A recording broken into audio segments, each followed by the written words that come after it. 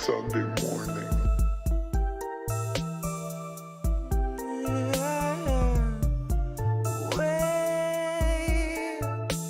We're 40 Sunday mornings out from normal, and the world is not the same. Situated for a warning, but the warning never came.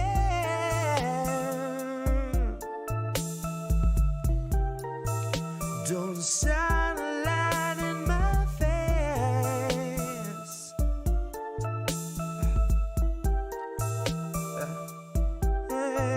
Nancy gonna cut you a check too late. 2 years after your funeral's paid, 2 years after the grave, she'll be a little stronger for all of the dollars she saved. Watching you wake, watching you cling to your family slipping away. Watch her do nothing but pray. Watch her condemn the Republicans, take them to brunch and then shrug it away. Now watch us be outraged half of a day, then pick a new hero to face our leaders and think they could beat them, playing the game they played since Pelosi had real human blood in her veins.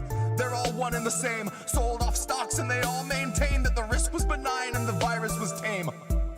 Flash forward and 40 Sunday mornings fade, 250,000 people in its wake, and the cruise ship sailed today. So motherfucker, don't shine a light on my face. Wait. Good morning. Sunday morning. Good morning. Wait. Sunday morning. We're 40 Sunday mornings out from normal, and the world is not the same. Situated for a warning, but the warning never came.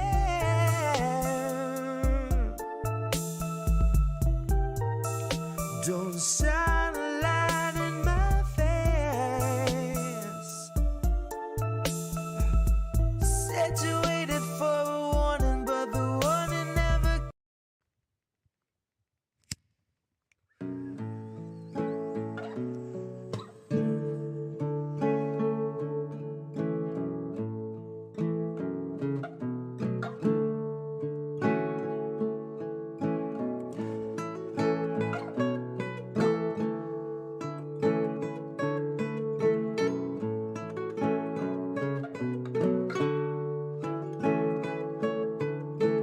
Read my lips, brand new taxes, starving all the billionaires and neutering their Visa Maxes.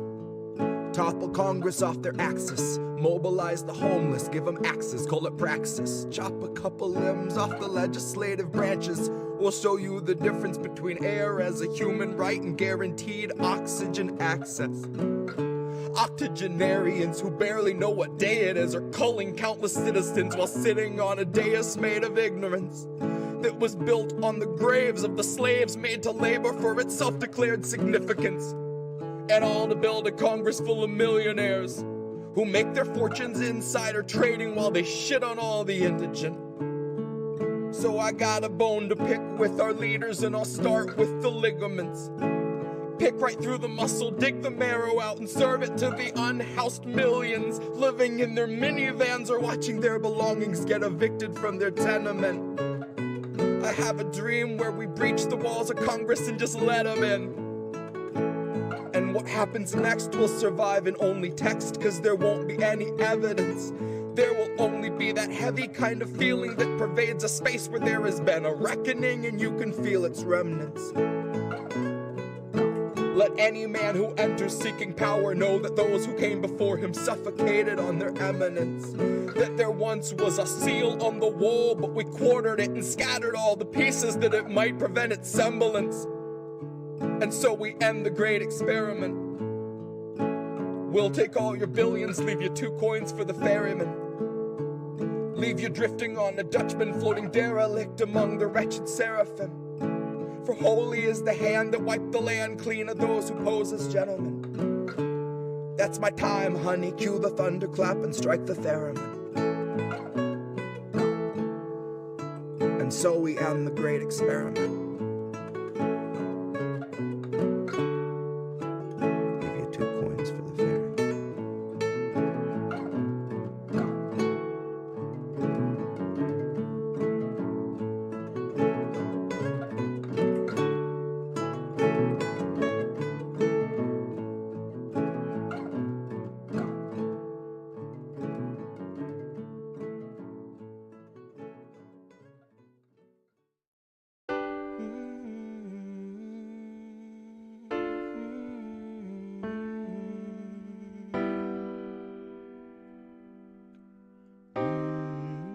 I think I liked it better being blind, when I couldn't read between the lines, and when I couldn't see the cracks in the structure that lay bare before me the whole time. I think I liked it better back when I suspended disbelief and swallowed pride. I thought I knew the difference in the red from the blue, but they both bleed us so dry. They both bleed us so dry. My favorite songs don't hit the same way. I get to the end of a 4-minute track and I'm only looking back thinking, what did they actually say? So I try to sit down with my wife and watch TV, but I just see propaganda elevating the police in the simplest of sitcom banter, and tiny little altars full of offerings to corporate masters in every well-planned wide pan shot of the name brand stocking up the pantry. Pull back one long tracking shot out to the garage to the logo on the Camry. Nice tight shot of the Camry. Close-up view of the Camry, slow pan up on the Camry, long slow zoom to the unmoving human who is up in the front with the tube pumping fumes to him straight from the back of the Camry. Ashamed he just could not provide for himself, let alone for his family. It's a blue pill mindset that spent 2020 making dance beats.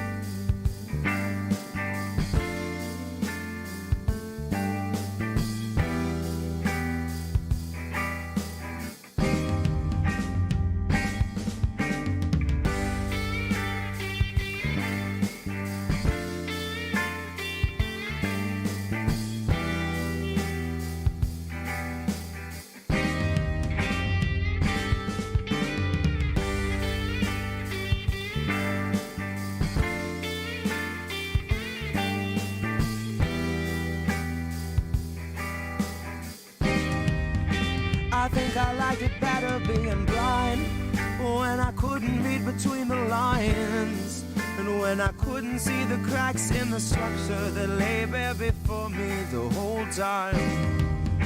I think I liked it better back when I suspended disbelief and swallowed pride, and thought I knew the difference in the red from the blue, but they both bleed us so dry.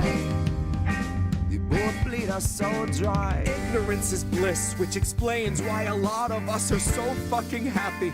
Quick to take the trip for all its trappings. Never one to ask what's up, what's going on, or God forbid what's happening. A lot of us would strap into the ride and then spit right in the eye of the guy whose job it is to snap your fastenings. But maybe we're all born with that capacity.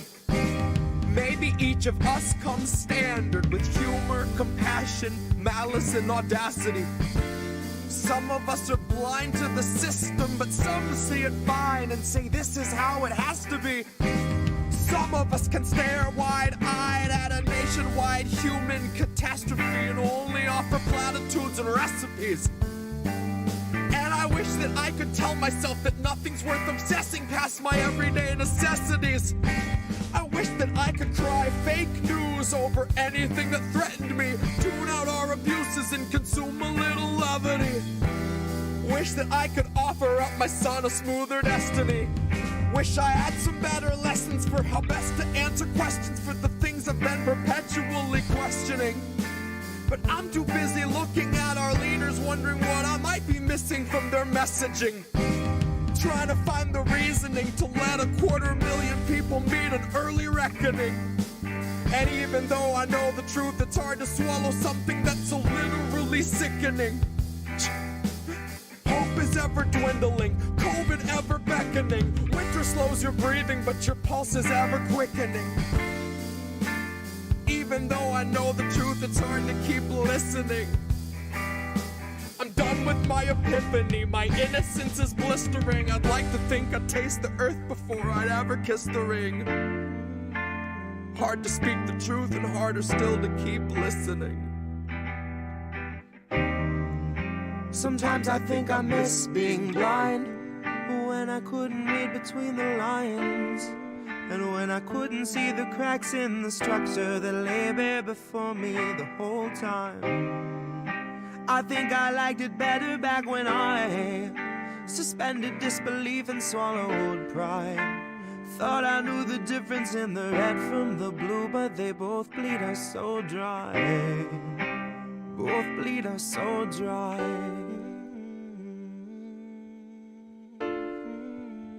Both bleed us so dry. They both bleed us so dry.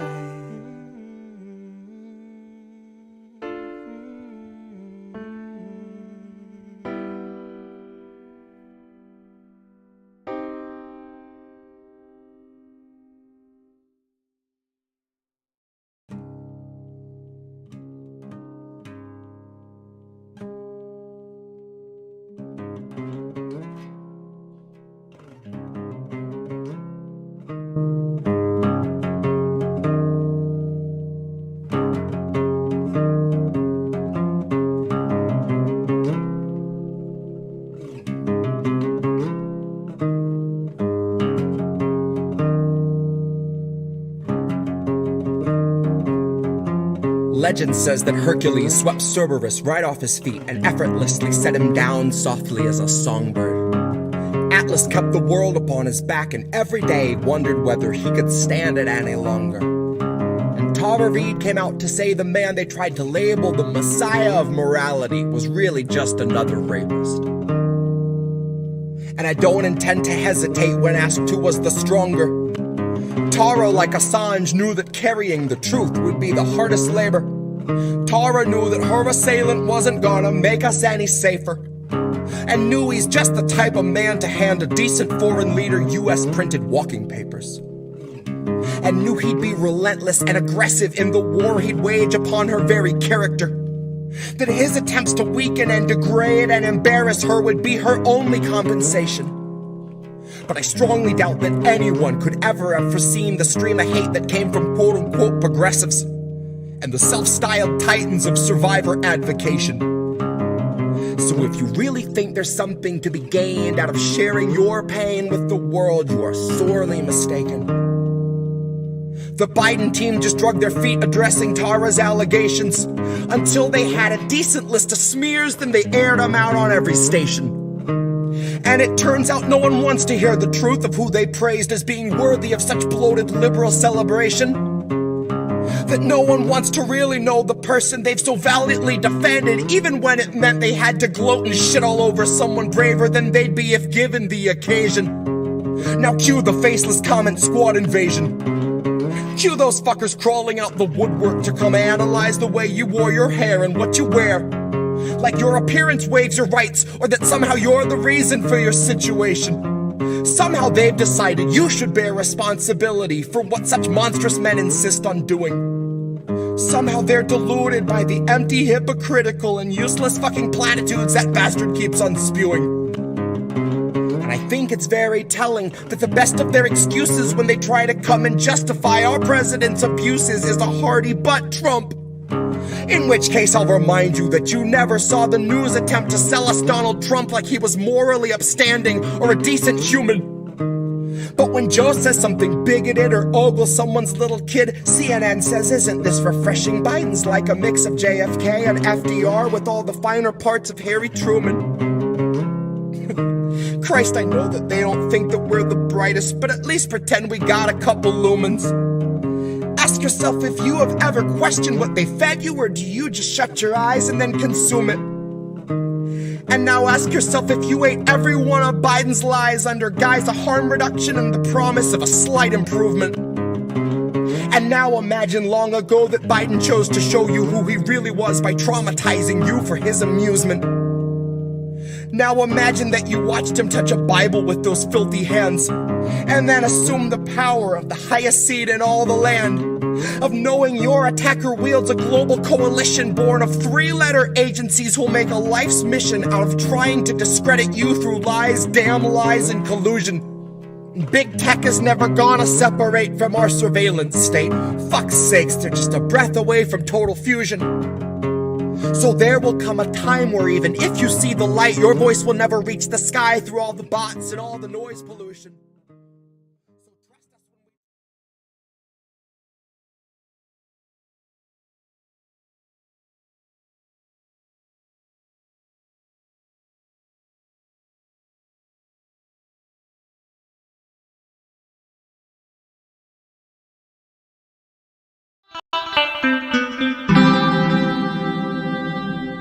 Who are these people?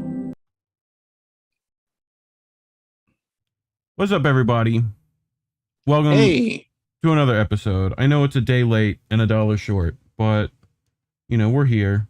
We had a good excuse, though. Yes. Savage Joy did her, Medicare for All fundraiser last night, and we streamed it to the channel. So, you know, I feel like that's worth, delaying this back a day. Yeah. So, but anyway, how have you been, Collin? Better now that I'm on summer break. So Right? I have a lot more time.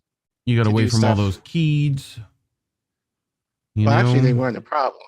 Hmm. Honestly, they really were not the problem. It's the adults. It's the adults in charge. That makes sense. Which, considering what is going on in our country right now, seems to make a whole lot of sense, Yeah. or to be expected at least. Right. So yeah, but how you been? I know I'm you've been pretty good. a little sicky poo. Yeah. At least for a bit. Yeah, like probably last 2 weeks, maybe. It also doesn't help that my medication that I already take makes me nauseated as fuck. But anyway, we'll get through it. But yeah. I'm trying to remember what's important to talk about before we start the show. Like Savage Joy's thing, people should check that out. I think Chris Legion was live before us. So people should go check that out as well.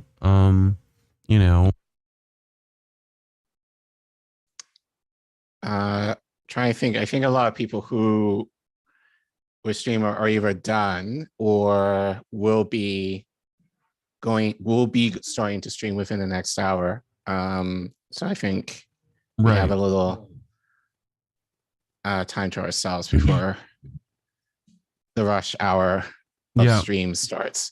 Yeah, I need to we should probably tweet out again that we're live. While I'm thinking about it. So we booked very exciting guests for next week's show. So we'll keep it a secret. But yeah, I think hopefully we're gonna have some guests who are able to talk about some direct action causes that they're organizing. So that might be a little hint for some of you as to who next week's guest might be. But yeah, stay tuned. We should plan to have some, different voices on INN News, kind of talk about what else is happening besides, what's been going. I mean, honestly, considering what's been going on this last week, it'd be very nice to kind of talk about some actual nice shit. Like that's going on activism in the that's world. happening. Yeah.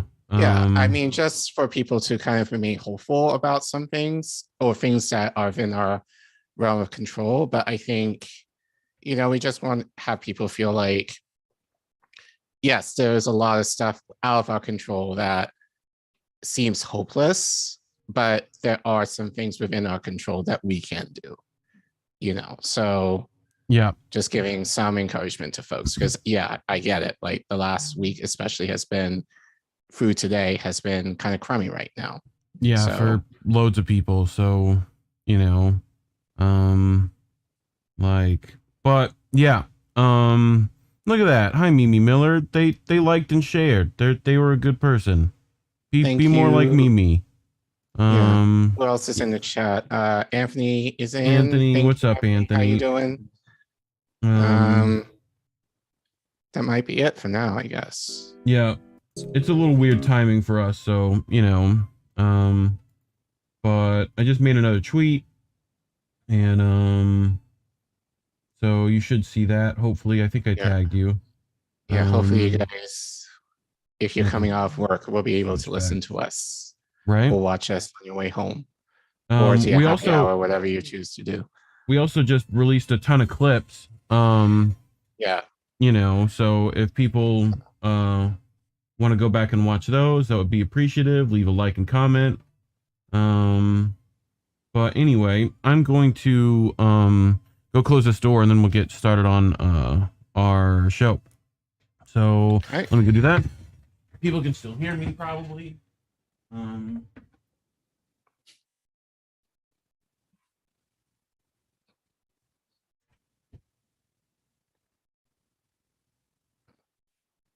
Okay.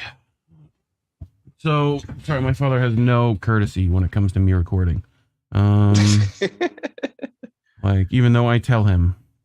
I think you saw this. I think this was on the 28th, right? You can't Which see it story yet. is this? There we go.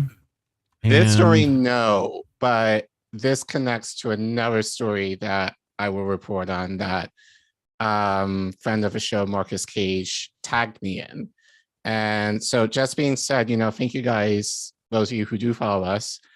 Like we always ask, like, obviously we want to talk about some of the mainstream stuff, but yeah, like one thing that we definitely want to do is kind of highlight stories that are not necessarily being mentioned, even among some of our colleagues in independent media. So, so we ask you guys, like if you know of any stories that you would like us to report on, to please let us know. And in this case, this week, we had a couple of people who did. So thank you very much for that. But yeah, this story I didn't know about, but it is in connection with another story that I will report on later on. Right. Later on today. This is from Jake Johnson over at Common Dreams, and Sheer Post is publishing them through their website. But so horrific 50 migrants found in abandoned trailer truck in Texas. So we need to end Title 42 and fix our broken immigration system so these unimaginable tragedies stop happening, says Rep. Chuy Garcia. People fleeing violence and poverty deserve a chance at a better life. Yes. As a representative, I'm sure you could do something about that. Lawmakers and rights advocates mourned the loss of life and decried the United States' inhumane immigration system late Monday after an abandoned tractor-trailer rig containing at least 50 dead people and 16 survivors, including 4 children, was discovered in San Antonio, Texas. Local authorities said it appears that the rig, which was found after a worker in the area heard a yell for help, was being used for a smuggling operation. Citing one law enforcement official, the Texas Tribune reported that evidence suggests people were trying to jump out of the tractor trailer because some of the deceased were found along several blocks. The tractor trailer had a refrigeration system, the official said, but it did not appear to be working, the Tribune added. Many of the people found inside the vehicle appeared to have been sprinkled with steak seasoning, the official said, and perhaps an attempt to cover up the smell of people as the smugglers were transporting them. On Monday, the temperature in San Antonio reached a high of 101 degrees Fahrenheit. The 16 survivors were transported to a nearby hospital. According to Mexican foreign minister, 22 Mexicans, 7 Guatemalans, and 2 Hondurans were among the deceased. Aaron Reichland-Melnick, policy director at the American Immigration Council, wrote on Twitter that the smuggling incident appears to be the deadliest among the U.S.-Mexico border in the last 5 years. In 2017, 10 people died in a truck carrying nearly 40 migrants in the sweltering San Antonio heat. In 2003, 19 migrants died in a similar devastating case in Victoria, Texas, that was at the time considered the deadliest smuggling incident in U.S. history. Been dreading another tragedy like this for months now, wrote Reichland-Melnick. With the border shut as tightly As it is today for migrants from Mexico, Guatemala, Honduras, and El Salvador, people have pushed into more and more dangerous routes. Truck smuggling is way up. Truck smuggling is very dangerous, he continued. It has the possibility to go horribly wrong, and when its use goes up, the possibility of mass death incidents go up as well. As federal, state, and local authorities investigated the incident and details continue to emerge, Texas Republican Governor Greg Abbott wasted no time blaming the deaths on Joe Biden, claiming that they are a result of his deadly open border policies. Experts and rights organizations were quick to respond, scathingly in most cases. Shoan Shuban Riahi, an immigration attorney, tweeted that if the border was open, people wouldn't feel the need to pack themselves like fucking sardines in the back of an unventilated trailer in the middle of the goddamn summer in order to enter the country. Frank Sherry, executive director of immigration right groups America's Voice, added, "How long can this man go? People seeking opportunities lose their lives. A tragedy of immense proportions, a time to rethink the myopic and stupid border debate, and this lowlife turns into a despicable tweet to score cheap points. He's the governor of Texas. Good God." So yeah, this is at Victoria B _NLIC, Victoria Ballesteros, I think. Devastated. People will always seek the freedom to thrive. We need an immigration system that recognizes the humanity of individuals, doing so, and prevents these types of tragedies. My heart breaks for these people and their families. The appalling discovery in southwest San Antonio also drew the attention of members of Congress who demanded an end to the Trump-era border expulsion policy known as Title 42.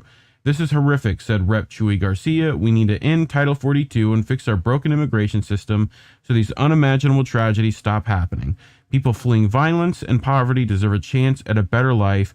Que descansen en paz." So Rep. Joaquin Castro of Texas, who represents San Antonio, echoed Garcia. "The tragedy in San Antonio tonight, the loss of life is horrific." Castro wrote on Twitter, "My prayers are with the victims, their families, and the survivors being treated in our community. May God bless them. We must end Title 42, which has put desperate, oppressed people in grave danger of death." So this is the tweet that Greg Abbott put out, Collin. I don't know if you saw this. So he says at least 42 people found dead inside truck carrying migrants in Texas. These deaths are on Biden. They are a result of his deadly open border policies. They show the deadly consequences of the refusal to enforce the law. Your thoughts? My thoughts. So remember last week when we watched Professor Wolf and he said exactly this. Yeah. In regards to the Great Replacement Theory, the idea that basically privileged white men, they have the fear that their jobs are being taken away by the other. And in this case, I'm going to use immigrants because they're cheaper, labor, so there's this culture war against immigrants coming into the country in the fear that, they're going to take their jobs and whatever else, The problem is, as Professor Wolf mentioned last week in the video that we watched, and if you guys have not watched it, definitely go back. We actually have a clip on it that premiered today on this in connection to Jamal Bowman and the speech that I heard him give like a few weeks ago. Right. People are not talking about it, how this is an economic issue for a lot of immigrants coming to this country because the jobs are not there. And why are the jobs not there? Probably due to sanctions that we have against countries in Latin America. And it's not just Latin America. The other story that I will report on is very much reminiscent of this in the global south as well, but we'll get to that later. Anthony says, anytime I'm near the border, I always check the trailer. Sometimes they'll sneak in too. It's sad. Just let them in. Well, here's the thing with this though. It's like no one's asking like why are immigrants coming in? Right. Very rarely we're asking that question. Yeah. And often than not, I think, especially in Latin America, the sanctions that we have against countries like, Venezuela, like it makes it very difficult to have a living there. So as a last resort, immigrants are feeling like I have to come here. And that's not necessarily being addressed. That being said, where's Kamala Harris on this? Yeah. I thought she was supposed to be in. Where the fuck is the lady who was crying at detention centers? Where's that lady? Right. Where's that lady on this? Right. So But it's anyway, Atreys says corporations think I'm cheaper because I'm a brown citizen. Disappointed face. Yeah, I mean, it sucks. Well, according to capitalism, we are cheaper. Yes. Yeah. Unfortunately. Friend of the show, Indie Left News. I don't know if people know that guy. Fuck this guy, right or wrong, he's garbage.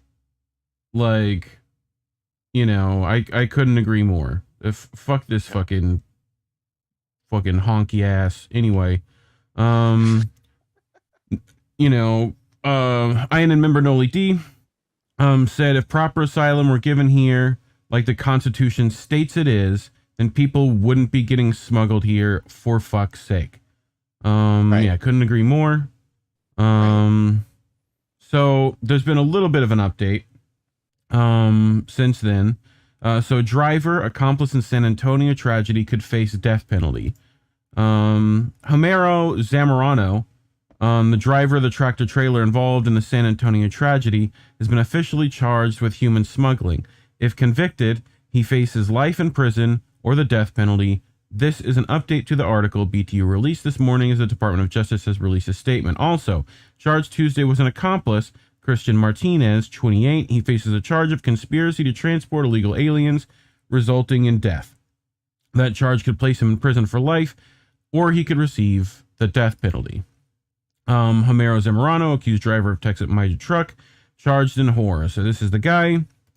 In a Department of Justice press release, more information about the incident has been made public. A total of 64 migrants were in the trailer. Of the 64, 53 have now passed away. 22 were Mexican nationals, 7 Guatemalan nationals, 2 Honduran nationals, and 17 of unknown origin, but suspected to be undocumented non-citizens, otherwise known as UNCs. So here is the post that Justice Department put out.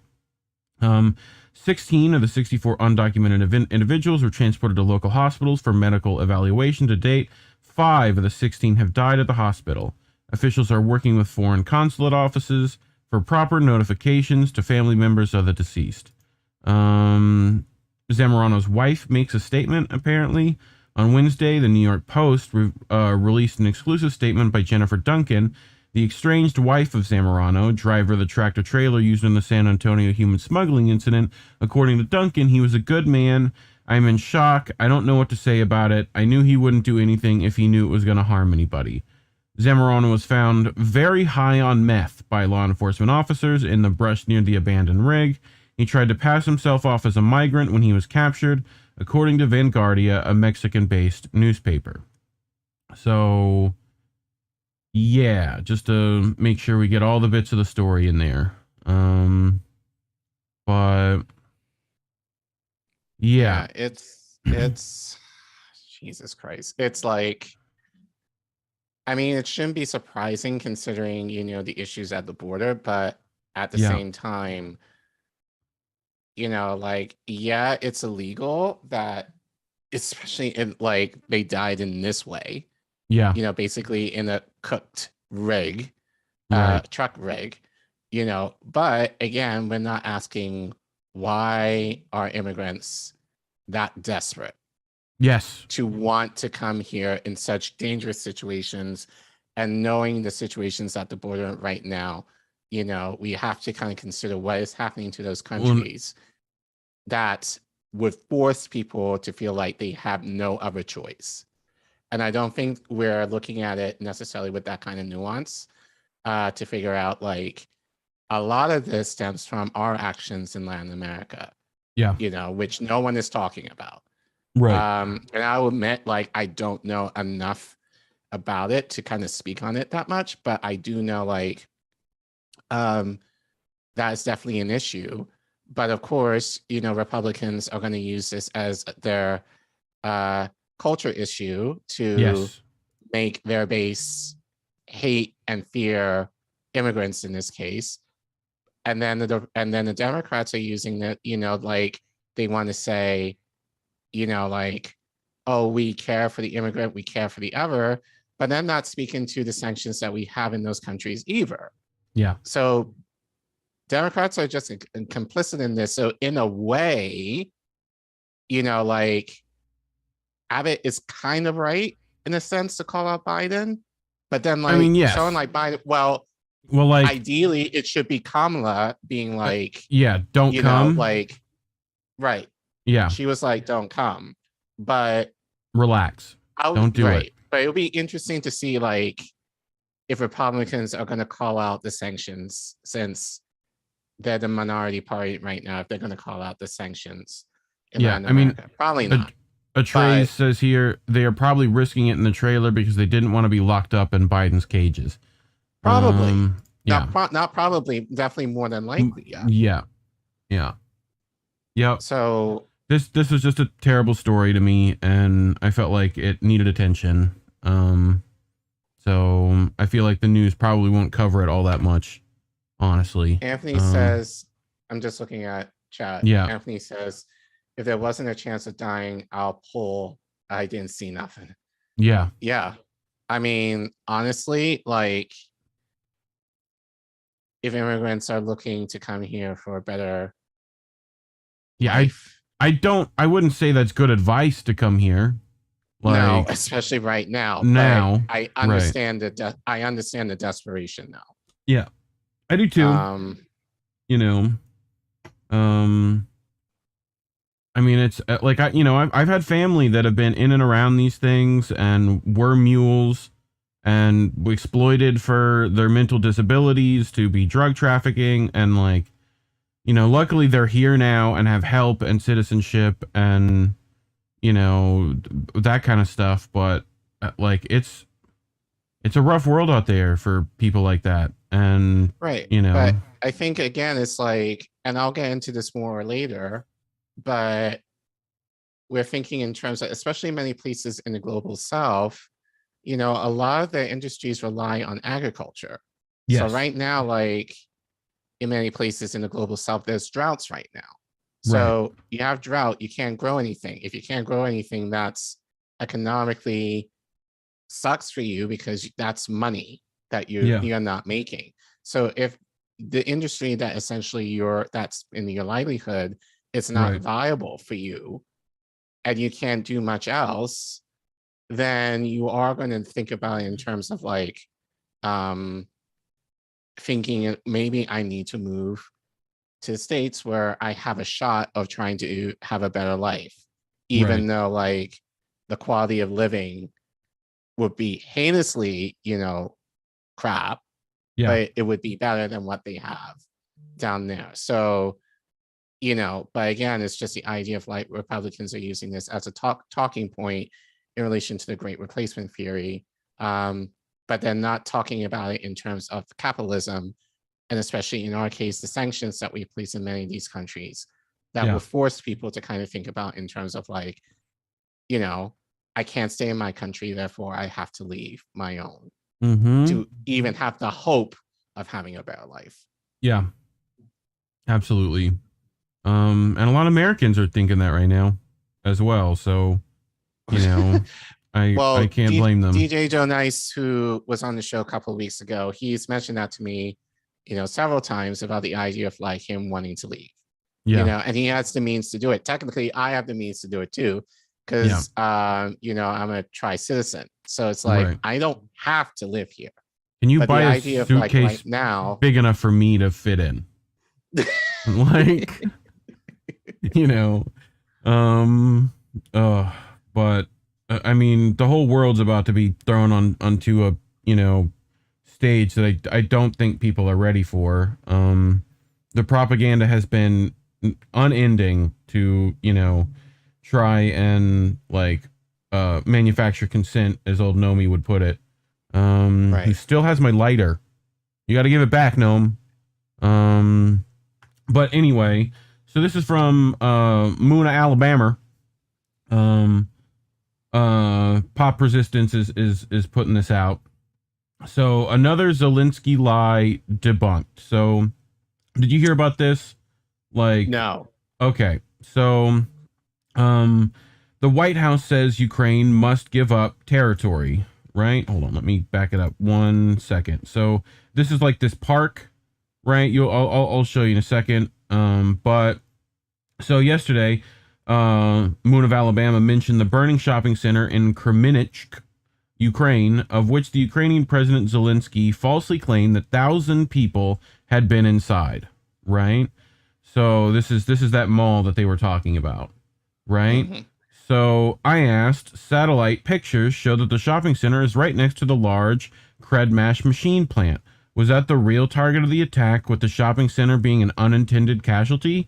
It has now been confirmed that the answer to my question is yes. Today's report on the war by the Russian Defense Ministry says on June 27th in Kremenchuk, the Poltava region, Russian aerospace forces launched a high-precision air attack at hangars with armament and munitions delivered by the United States and European countries at Kremenchuk road machinery plant. High-precision attack has resulted in the neutralization of West-manufactured armament and munitions concentrated in the storage area for being delivered to Ukrainian group of troops in the Donbass.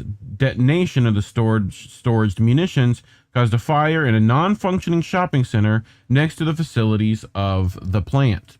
So, don't trust the Russians, you say. Well, don't trust anyone, I say. Just scrutinize the facts. The Ukrainians have published surveillance video from a park catching the moments of 2 explosions, a large flash. I have to find this as well so that I have those. So Ukrainians have published surveillance video, right, from a park catching the moments of 2 explosions, right? And here's the video, right? And we will full screen if it lets me. There we go. And we'll play. So here's that park, right? And there's the explosion, right? I'll back it up here in a second and see if we can get, because it happens like right at the beginning. Right. It looks real jank to me. I don't know why, but it does. Here's another angle.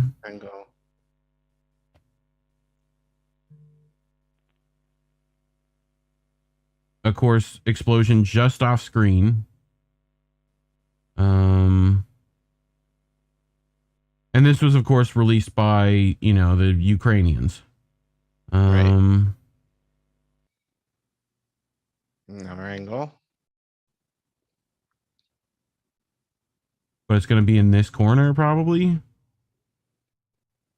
Nope, it's over here, off camera again.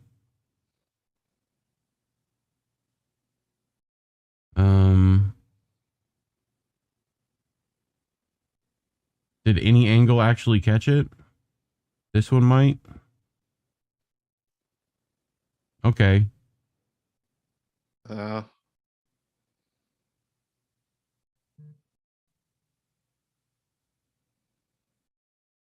But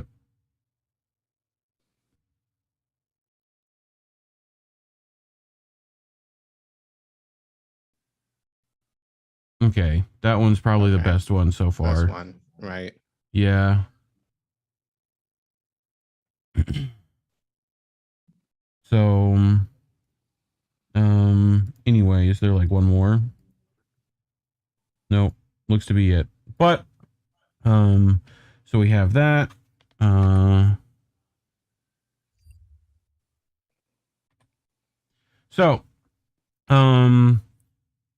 That published surveillance video from a park catching the moments of the 2 explosions. A large flash appears and people are running away as some debris fall down. The park is around an artificial lake with an island in the middle that we reach by a bridge. There's a small round building on the island. Here's the Google satellite view of the whole scene. So here's the lake, here's the little island, right? And I think it impacts like right around here, right? Probably, yeah. I think because I think they're trying to hit this shit. You know, so the light gray shopping center roof can be seen south of the large Credmat machine plant in the center. The small park from which the surveillance video comes is directly north of it. So right, so here, and then they were like trying to hit like this, all this crap. The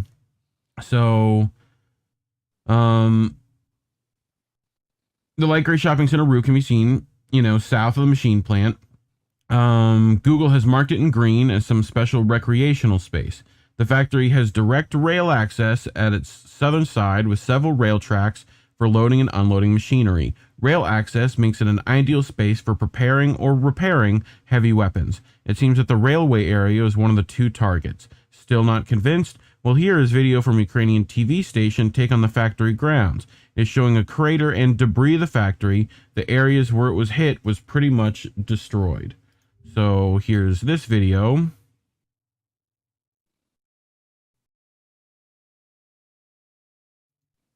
Right, with the giant crater of the factory where it actually impacted.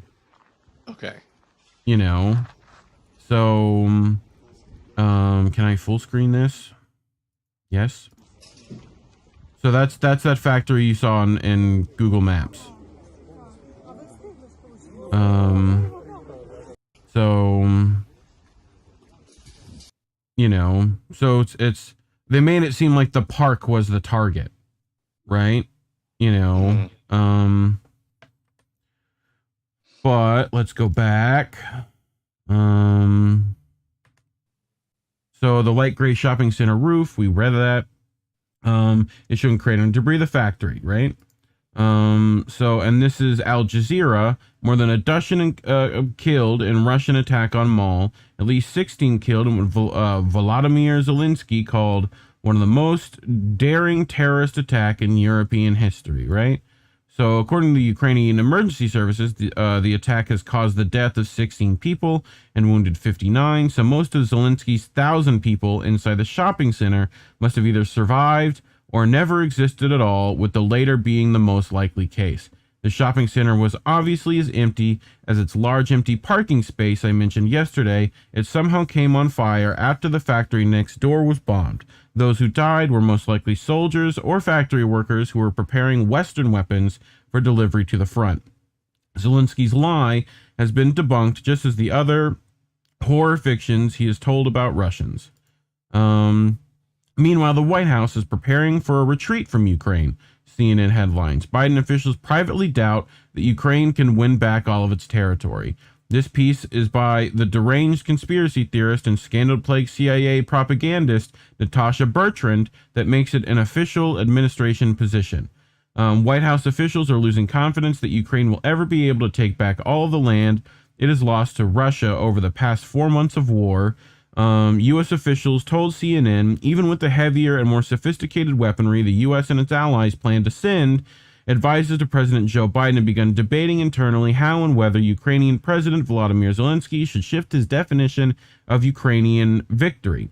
Adjusting for the possibility that his country has shrunk irreversibly, U.S. officials emphasized to CNN that this more pessimistic assessment does not mean the U.S. plans to pressure Ukraine into making any formal territorial concessions to Russia in order to end a war. There is also hope that Ukrainian forces will be able to take back significant chunks of territory in a likely counteroffensive later this year. So, yeah. The counteroffensive later this year seems very unlikely to me. When the Russian forces see any buildup, for one, they will destroy it before it can take off. The Ukraine will not regain any of the territory that the Russians do not want it to regain. It isn't in the position to do so militarily, nor through negotiations. It will simply have to accept defeat and give up the East and South and accept the loss of the source of 70 to 80% of its former GDP. All this was completely foreseeable since the very first day of the war. So, What do you think, Collin? Just give up. Right? Honestly, just give up. They're not losing. Yes. They're losing. But I do find it interesting, like, people who've complained about quote unquote Russian propaganda for years now at this point, right, cannot see the blatant and like easy to spot propaganda that the Ukrainians and NATO have been trying to accomplish. So I don't know, but it's the idea of theatrics in the worst possible way. Yeah. Basically, that's what it is to me. Just the idea of like, you're going to go through all this song and dance at the risk of your own citizens to give the illusion that it's the Russians that are basically terrorizing your country. And meanwhile, like, you're doing it to make us feel bad for you, or not us, but like the US government in a means of supporting your war effort or your proxy war effort, rather. Right. So, so yeah, it's just like, this is what we're sending $50 billion for. Yeah. While we're starving and we can't afford gas, well, not just us, but like basically in the West, like no one can afford anything at this point, given, the sanctions on Russia and then all this military aid that we're giving essentially for Ukraine. Yeah. Like, it's ridiculous. When we can't afford formula and immigrants are dying at the border in trucks, and meanwhile, NATO is ignoring a, pretty terrible thing that you'll get into in a bit. So anyway, not just NATO, the UN. Yes, which is even worse. Right. But anyway, what's up, Warren? I just saw that you would post on the Rockfin. I got to check Rockfin more when we're using it. But nice to have you here. So I think you got a rant for us this evening? I do. Okay.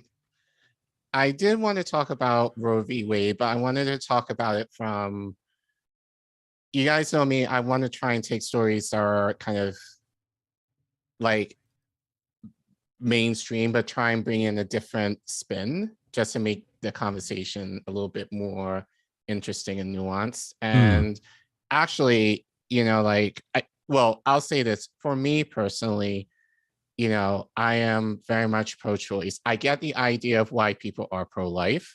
Yes. But I also believe in the idea of, like, especially in abortion, you may not want to have an abortion yourself, right, but don't impose the idea on others to not have an abortion. Yeah. Like, that's personally how I feel. And I think especially for me personally, I know plenty of women, a couple of which are in my own family, who have had abortions in their lifetime. And it's not an easy decision to make. No. I mean, my mother... For many women, if not most women. My mother worked at an abortion clinic for a long time coming out of college. And it was in the South. It was like in Mississippi or Alabama, one of the two. Right? And it was like, at the time, where like, it was still like argued pretty heavily. And, right. The story she talks about of the women that would go there, who needed to go there.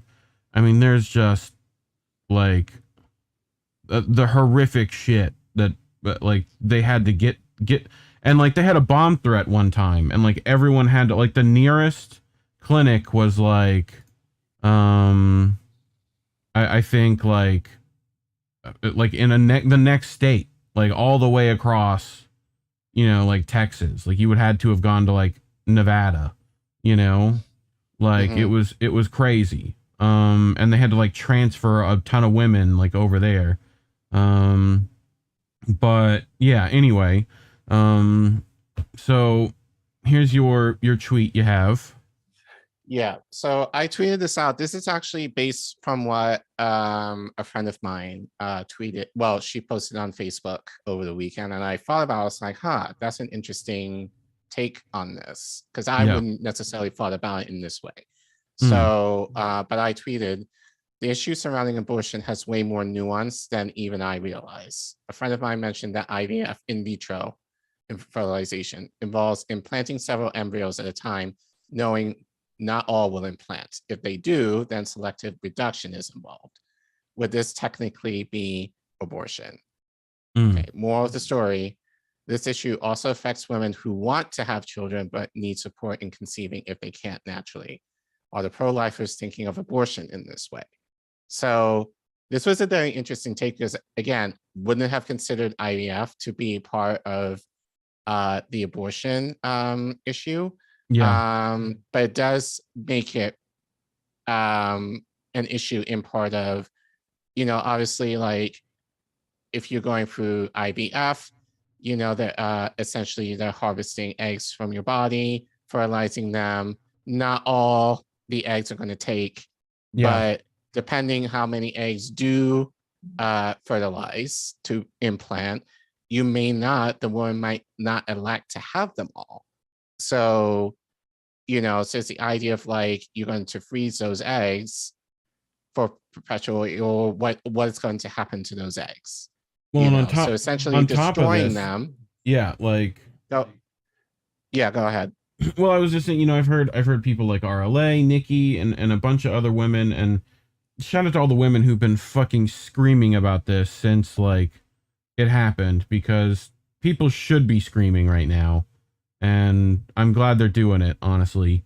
But talking about forced hysterectomies too, right? In this story, like, and I've seen other people talk about, you know, if the state deems me not acceptable to have a child due to my mental illness, right? You know, do you think that like I shouldn't be able to have an abortion, you know, to keep myself like healthy and sane, and you know, like the state literally says I can't have them, they will take my child away, like, and give it to foster care. Like, I don't want that to like, you know, I've seen tons of women giving their stories about this, and I do appreciate it. Or I think, you know, like in the issue of eugenics, which we talked about a few weeks ago, like purposely sterilizing women, you know, like, you know, reading the article that I read a couple of weeks ago, you know, it was essentially banned up until 1981. You know, so that's very recent, you know. So what about the idea of like my body, my rights then? And that was pushed by, you know, the academic elite by way of the establishment. So it's just that idea of like, you know, the idea of control, which is perpetuated by both parties in different ways. You know, so in the same way that back then, you know, it was, as I said when reading the article, it was considered the progressive elite. You know, which we can define as Democrats back then were pushing for sterilization. Whereas, you know, Republicans use this as a moral / Christian issue. Well, not to mention those same people for years, right, during both of the British academic public and the American academic public, you know, we're chemically castrating homosexuals for decades, you know, under similar like you know, moral circumstances that they felt they had a high ground on, you know. So anyway, you have this video. Yeah, so this is from CBS News. I forgot when it was published, but gives a little more description of the concern of overturning Roe v. Wade has, you know, on families are seeking, you know, IVF as an option for them to have children. So I just wanted to kind of play this, you know, just to kind of bring a little more to the issue than I could. So yeah. The potential Supreme Court decision to overturn Roe versus Wade could have repercussions for fertility treatments such as in vitro fertilization. Studies show about 2 in every 100 children born in the U.S. today are conceived through IVF, and 33% of Americans have turned to fertility treatments or know someone who has. For more on this, I'm joined by Dr. Stephanie Gustin. She's the medical director for the Heartland Center for Reproductive Medicine in Nebraska. That's one of the states where abortion is likely to be banned. Dr. Gustin, thank you for joining us. And let's have a very basic introductory conversation, you know, the birds and the bees, if you will, of IVF. How does it work for our audience? Absolutely. Thank you so much for having me. So in essence, in a normal menstrual cycle, a woman's brain secretes a hormone that recruits one follicle or egg to ovulate and either get pregnant or not. In IVF, we use those same hormones in the form of injections to recruit as many eggs as we can in one single menstrual cycle that the woman's ovaries have available to them, with a series of shots and injections for about 2 weeks. And once those eggs or follicles are big enough, we're able to retrieve them, take them out of the body, and then fertilize those eggs in the laboratory. Following that, well, let me digress for a second. Normal human fertilization is about 70 to 85%. So we don't even actually see 100% fertilization. And then from there, with advancing technologies, we have the ability to culture embryos all the way to days 5, 6, and 7, which is the blastocyst stage. And this has allowed us to choose the best embryo first. It's also allowed us to safely transfer one embryo at a time to reduce the risk of complications in pregnancy. And it also allows us to test embryos for more information such as genetics or diseases or things like that. And I mean, part of that process, I just want to say, because, you know, when people think about, you know, the best possible embryo, a lot of that has to do with the embryo that would survive, not that, you know, testing, selecting for certain traits or anything like that, because I know that people think You're exactly right. You know, just typically speaking, from a fertilized egg to a blastocyst that we're able to use, we see about 50 to 60% will actually make it to that point, which is why the statistics shows that about only 20% of fertilized eggs or less will actually result in the birth of a child. Well, let's get to, you know, the news and the concerns over Roe v. Wade being overturned. What would be the impact or the potential impact in certain states if IVF, if Roe was overturned to the IVF process? Yeah, I think that's a great question. So it's going to be a state-by-state decision, and I think there's going to be a lot of nuance and variance, but I think it's really important for everyone who's listening to understand that words are powerful and language matters. So more recently, a bill was proposed in Nebraska that defined life at the time of fertilization, and that any destruction of life, intended or not, was a punishable offense with an equivalent of manslaughter and could potentially cause someone associated with that a 20-year prison sentence. So when we work with fertilized eggs all the time, right, who decides the science, which we understand really well, that a very small percentage of initially fertilized eggs are going to make it to embryos?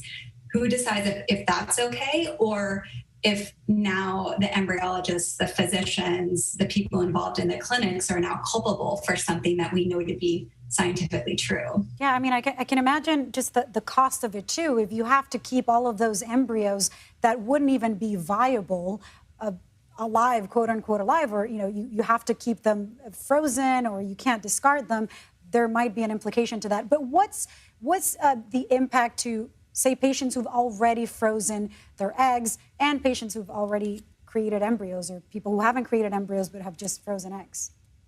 Right. I certainly don't want to raise alarm bells. People who have frozen eggs or embryos, those embryos and eggs are safe. So that's great. I think the question remains state by state, and the priorities of those local legislatures in supporting fertility care or not, is how we're going to be able to use those in the future. Are we going to be able to continue doing IVF as we do it now, which is my prayer? Or are there going to be restrictions on the number of eggs we can thaw and fertilize and the amount of testing or culturing we can do on embryos? I think that's what's going to come into question, and that may impact the likelihood of success for a couple. Wow. So the impact would be in terms of what doctors and treatment centers can offer the patients? Right. So, for example, in Italy, it historically was a country that did not allow fertilization of more than 4 eggs at a time. And so any additional eggs would be frozen as eggs. They would fertilize 4 and then transfer up to 4 embryos. But you can imagine if we did that in a young woman, she could thereby unintentionally conceive 4+ babies, right? Or in an older woman could have to go through multiple cycles of failed conception simply because she has a large quantity of eggs that are not normal. Right. I mean, and the cost is just unfathomable for people who haven't been through it. I know many who have, and it's already very unaffordable. Can't imagine if you have to go over and over. Dr. Stephanie Gustin, thank you so much for all that insight. Appreciate it. Thank you for having me. Okay. Interesting. So they're talking about like the potential Supreme Court. You're good. I got you. You got to hit it twice. Video is age restricted. You got me an age restricted one, Collin. Here, I got you. Oh, I did. You're good. Sorry. Oh no, that's for the next segment. So you're good. Okay. Cool. I'll just leave that there then. So essentially they're talking about, to summarize, they're talking about in vitro fertilization, right? Which is the process of taking already fertilized eggs that the woman has saved, right? And have then been fertilized by a donor, right? And then those are implanted into the womb, right? And hopefully the ones that are not used are frozen. Yes. Yeah, but they would be frozen unfertilized probably. Unless specified, I'm betting. I don't know how all that works specifically, but and then for people who don't understand like basic mammalian biology, those eggs have to be attached to the walls of the uterus, right?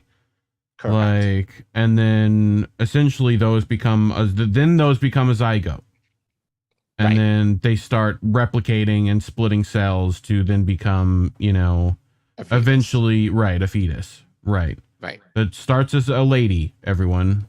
You start as this weird intergender thing. You're like a weird aquatic dolphin in there. It's strange. So yeah, like I do think there's definitely a disconnect with people who do think that doesn't quite, the ones who think that it starts at conception, right? All those fertilized eggs that just go to waste if they're like not used, right? All the ones that are like being used that don't take, or that during that pregnancy they have a complication, and that thing doesn't work out, and it has to be removed. But yeah, like. But yeah, I think in terms of like, well, one, the idea like IVF is expensive. So the idea like to have that or have that as an option to you is in a privilege in of itself. But then like the idea that depending, like for the majority of the time, many of your eggs that you're harvesting are not going to be viable.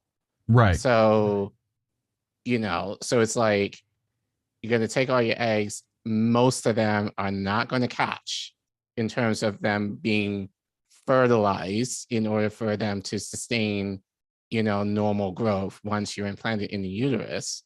And like, so if they don't take, like you have to go back for treatment, like continued treatments if that's something that you're really committed to. That's a lot of money. A lot of money. So again, like just the idea of like, and you're paying for storage and you're paying for like, paying for a lot. Which honestly, I think again, that speaks to class. Yeah. Because, like if you have the means to do it, then then you can't, then that option is available to you. Like, you may not necessarily, and to be honest, I really don't know like all the costs of all of that. Yeah. But I know more than likely that's not going to be something that's accessible to like a working class family. Like, if they're looking to conceive in a natural way, but they can't for whatever reason, biologically or whatever, that this option is not available to them.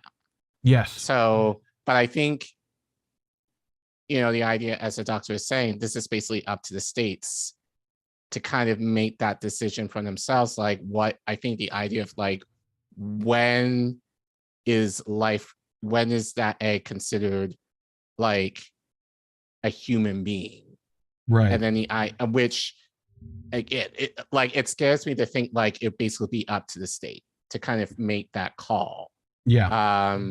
Based on whatever cultural point that trying, especially whoever is in office, might kind of lean into that, it may be considered life at this point, it can be considered life at this point, whereas, so I think it's just going to make it a mess, essentially, at the end of the day, because different states can call it, already right now, they're calling like, you can have an abortion legally up until a certain amount of weeks. Yes.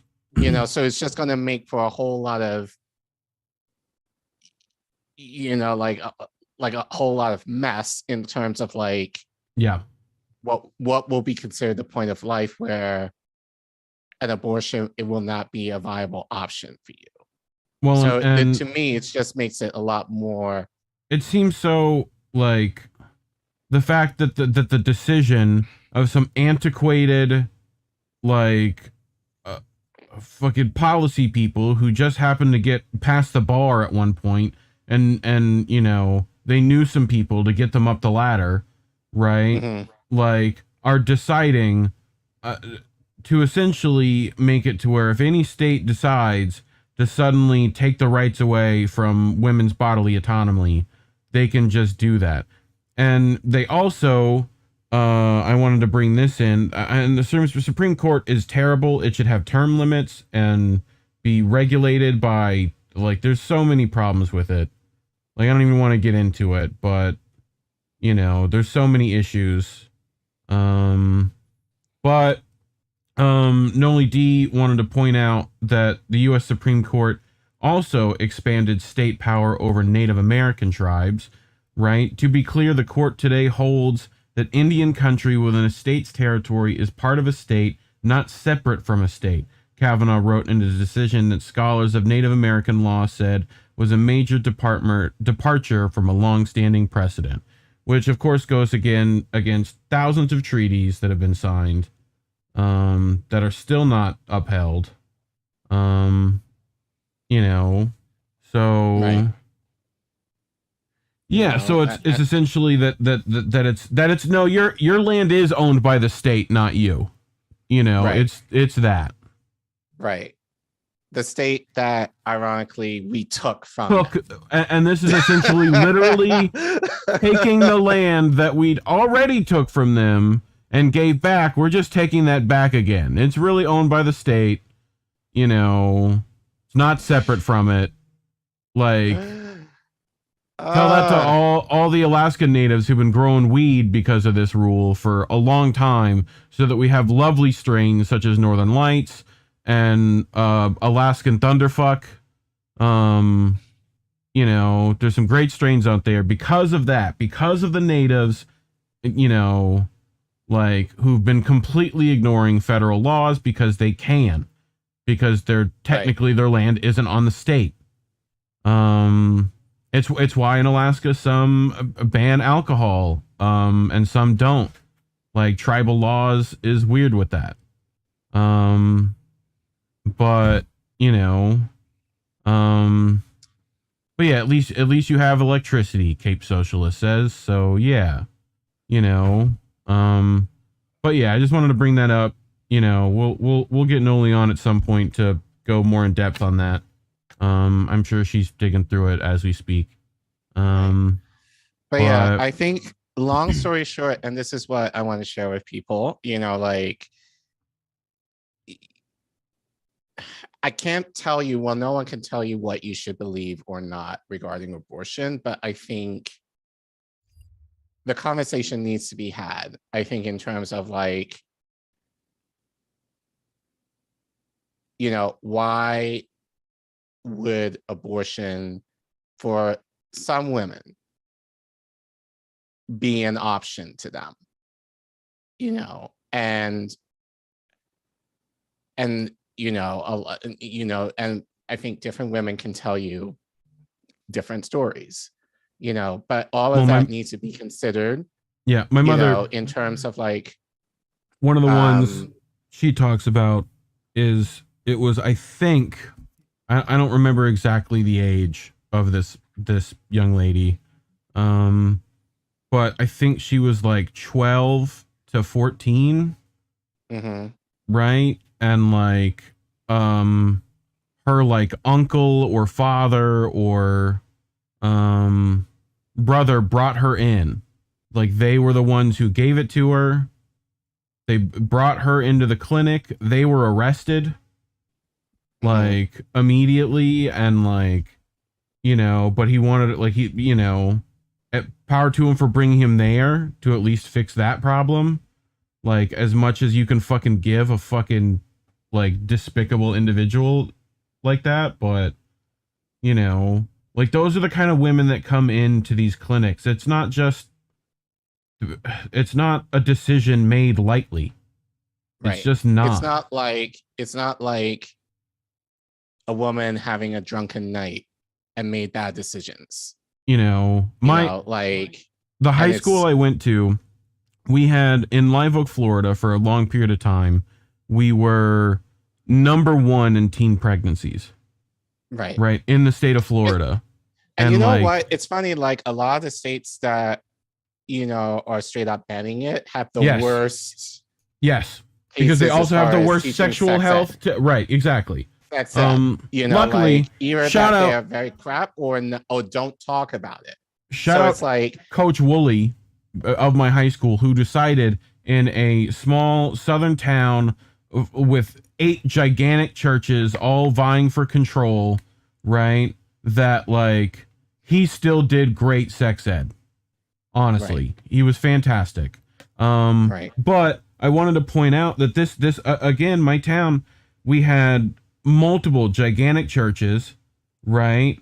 That controlled a lot of the political, goings on in the town, right? And what happened is that when a lady had a pregnancy like that, a teen pregnancy, something that these same religious people would be like, well, you better keep your baby. When she did keep the baby, because they wouldn't let her like go and get it taken care of, she was ostracized by the community, right? To the point where like someone who probably had been sheltered all their lives, right, to be a good little wife for some rich husband, right, ended up like destitute and alone with no one to like help.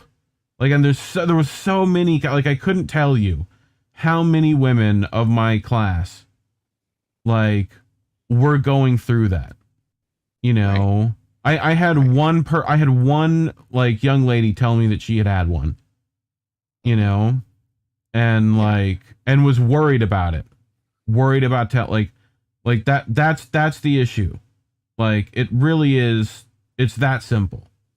I mean, it's an issue for women, but really this should be more of an issue for men, honestly. Yes. Because it's like, and this is one of the things that pisses me off about this topic, is that it always falls on the women. It always falls on the women in terms of like, them having the baby and them making the decision, and they're ostracized, or, in terms of having a baby or not, it's never talked about the men that put them in that position. Yeah. So, so it's like, so that I think with all of this, it's like, it's always so easy to kind of bring the women, and talk disparagingly of them, but never the men. Yeah. You know, so that's the thing that I think really pisses me off about this, as far as you're not giving people the education to how to deal with sex properly, especially when they're teenagers. You're not dealing with the idea of men, you know, like being able to do and then having them feel like, oh, I have nothing to do with it, you know, like, you know, if the woman ends up getting pregnant. And then we're not dealing with the idea of like, you know, and this is what I said on Twitter, the idea of like, oh, once the women have their baby, you know, like if the family is willing to take care of that baby, then great. But what about families usually who are working class who can't? You know, like who can't afford the procedure, right? Who can't afford the procedure, can't afford, you know, to the education or whatever else. Which then they definitely couldn't afford a child. Like, people, come on. Like, how do you not get this shit already? We're tired of the arguments. Like, you're just incorrect. Right. You know. And going back to the IVF discussion. Yes. You know, like I know plenty of Christian women. Right. You know, who have had IVF. Yes. Plenty. So it's like, so I'm just saying, it's especially selective to the outrage, very much so. Right. On that. Very much so. And I also, and you know, like I've grew up in church. I know plenty of women in the church who were pregnant, many of them out of wedlock. Right. You know, so it's kind of like, I just feel like overall, I think especially within the Black community, very much a disconnect with the reality of what's going on the ground versus what the elites think, or even like, because I'm hearing a lot of the evangelical white right, you know, like yelling and whatever else, and not necessarily from, you know, people of color or the working class who are bringing up, you know, like, well, what about in this situation? Like, that's who I'm mostly hearing, who are kind of saying like, you know, making the pro-life, you know, the pro-life stance, you know, is usually white people, you know? So, you know, so again, just so all that to say, you know, take this issue with the nuance it deserves, please. You know, like, don't make women feel like, and let's be very clear. Telling someone to vote and or donate to any member of a political party, like that will save you right now. Right. It will not. Right. It's time to start, like, you know, like I don't know what more they can do to show you they are willing to take away your livelihood and freedoms and rights. Like, you know, like at the drop of a hat on a whim, you know. Right. The fact that this ultimately was the decision of really free people. Free. Yep. To turn back. And the fucking Democrats haven't codified anything. They've not done crap. I don't care about the filibuster. You should be using it. You should be filibustering right now. Why are you not? Right. Because they don't care, because this doesn't apply to them. Because if they wanted to get an abortion, they can. They have complete control of Congress. Complete control of Congress. But the it's Democrats. like, so they don't care. They don't care about the working class. No. Democrats be damned. Like, they don't care more so. You know, because if they did, they would have codified it decades ago. Well, and look at all the Democratic leaders. Almost all of them have been wishy-washy on the abortion topic when their base is all in agreement. Right. The entirety. But you know what? And this is the thing, actually, I did want to mention to this. It's like, because people like, I've said this too, you know, like, this issue is going to like activate the Republican base. Right. But thinking about it, I'm just kind of like, is it going to really? Yeah. Because enough, I'm sure there's going to be, I wouldn't say a majority, but enough Republicans. Yeah. And when I say Republicans, I mean in terms of working class Republicans. I'm not talking about like, you know, the elite, Yes. like ones who can afford to be a Republican or a Democrat or like who are in office, you know, like I'm not talking about them. I'm talking like our people who just happen to, you know, claim that they're Republican, but I think just as far as issues, we align more so than not, if anything else.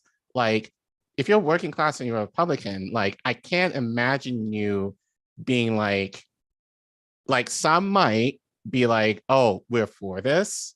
Yeah. But I can't imagine like a lot of them are being like, are for, you know, like are pro-abortion, you know, like pro-life, I would say, you know? Right. So yeah, I can imagine that this is going to activate somewhat of the Republican base, you know, for midterms and coming into 2024. But in my mind, I'm like, would it be really that significant? I mean, given on one hand, given like how feckless the Democrats have been, you know, yeah, a little bit will go a long way, you know, but I don't think it's going to be at the numbers that people are saying that it's going to be. Yeah. You know? Yeah. But I think because Democrats have just been so bad that they're really not trying to activate their base. Like, if anything, they're definitely doing a great job in suppressing the vote, in my opinion.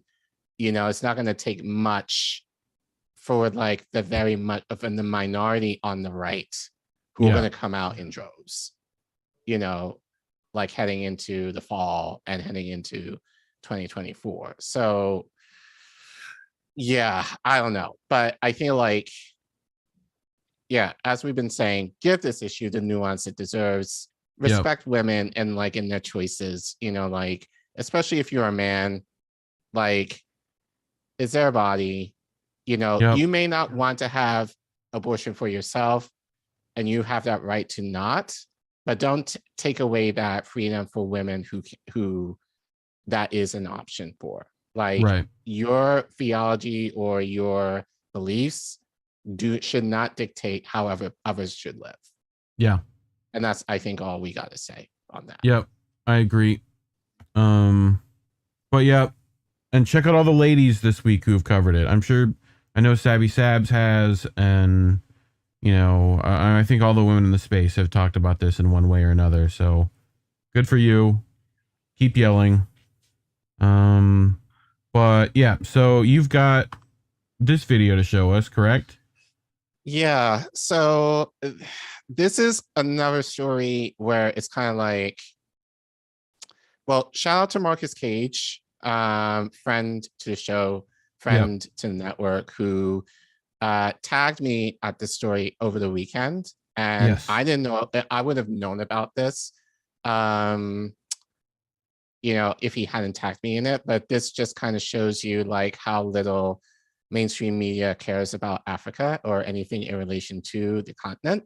So, but so apparently there was a massacre at the Spanish border town of I guess it's Melilla, I guess is how you pronounce it. Yeah. And trying to do the research on this, you know, this week, trying to do the research on this, like I couldn't find anything really reported on, or at least if it were, like it may have been just a paragraph or two. Yeah, so, I mean, I saw stuff on Twitter about it everywhere. George Galloway, which I think I have in your slide deck and stuff. There's a couple people that mentioned it, but but nothing on mainstream media at all. Like this is not like this story has been heavily suppressed, but it's no surprise. But given what I did find, I have a clip from, I believe, from the Turkish news station who did report on this. And then I have an article kind of connecting this that goes into a little bit more information on that. So cool. All right, let's fucking go. Ugh, So yeah, I hate those there is warnings. some According Yeah. So yeah, there to is some Spanish graphic Prime content in Minister this. Pedro So Sanchez, a please mass advise on attempt that. by sub-Saharan Yeah. African migrants to storm the enclave of Melilla in northern Morocco was an organized attack. A violent and organized assault by mafias trafficking human beings to a city on Spanish territory. Therefore, it was an attack on the territorial integrity of our country in a violent manner. But the Moroccan Association for Human Rights, or AMDH, is questioning why several were killed in the attempt. On Friday, around 2,000 migrants stormed the enclave of Melilla, which is claimed by Spain and is a known gateway to Europe. They clashed with the guards for 2 hours. Authorities say most of the fatalities occurred during a stampede, and others died while trying to jump the fence. But rights groups have long accused Spanish and Moroccan authorities of human rights abuses against migrants in the area. Moroccan officials said security personnel didn't use undue force, but Melilla Regional President Eduardo de Castro accused them of a disproportionate response. There are dozens of sub-Saharan, Sudanese and South Sudanese migrants who have been arrested at the police station in Nador and are being prosecuted, and they will be brought before the prosecutor, I think, on Monday morning. So we need lawyers to support them. AMDH says the migrants need help. AMDH is also calling for the remains of the victims to be preserved for the investigation. Sharon Ogunleye, TRT World.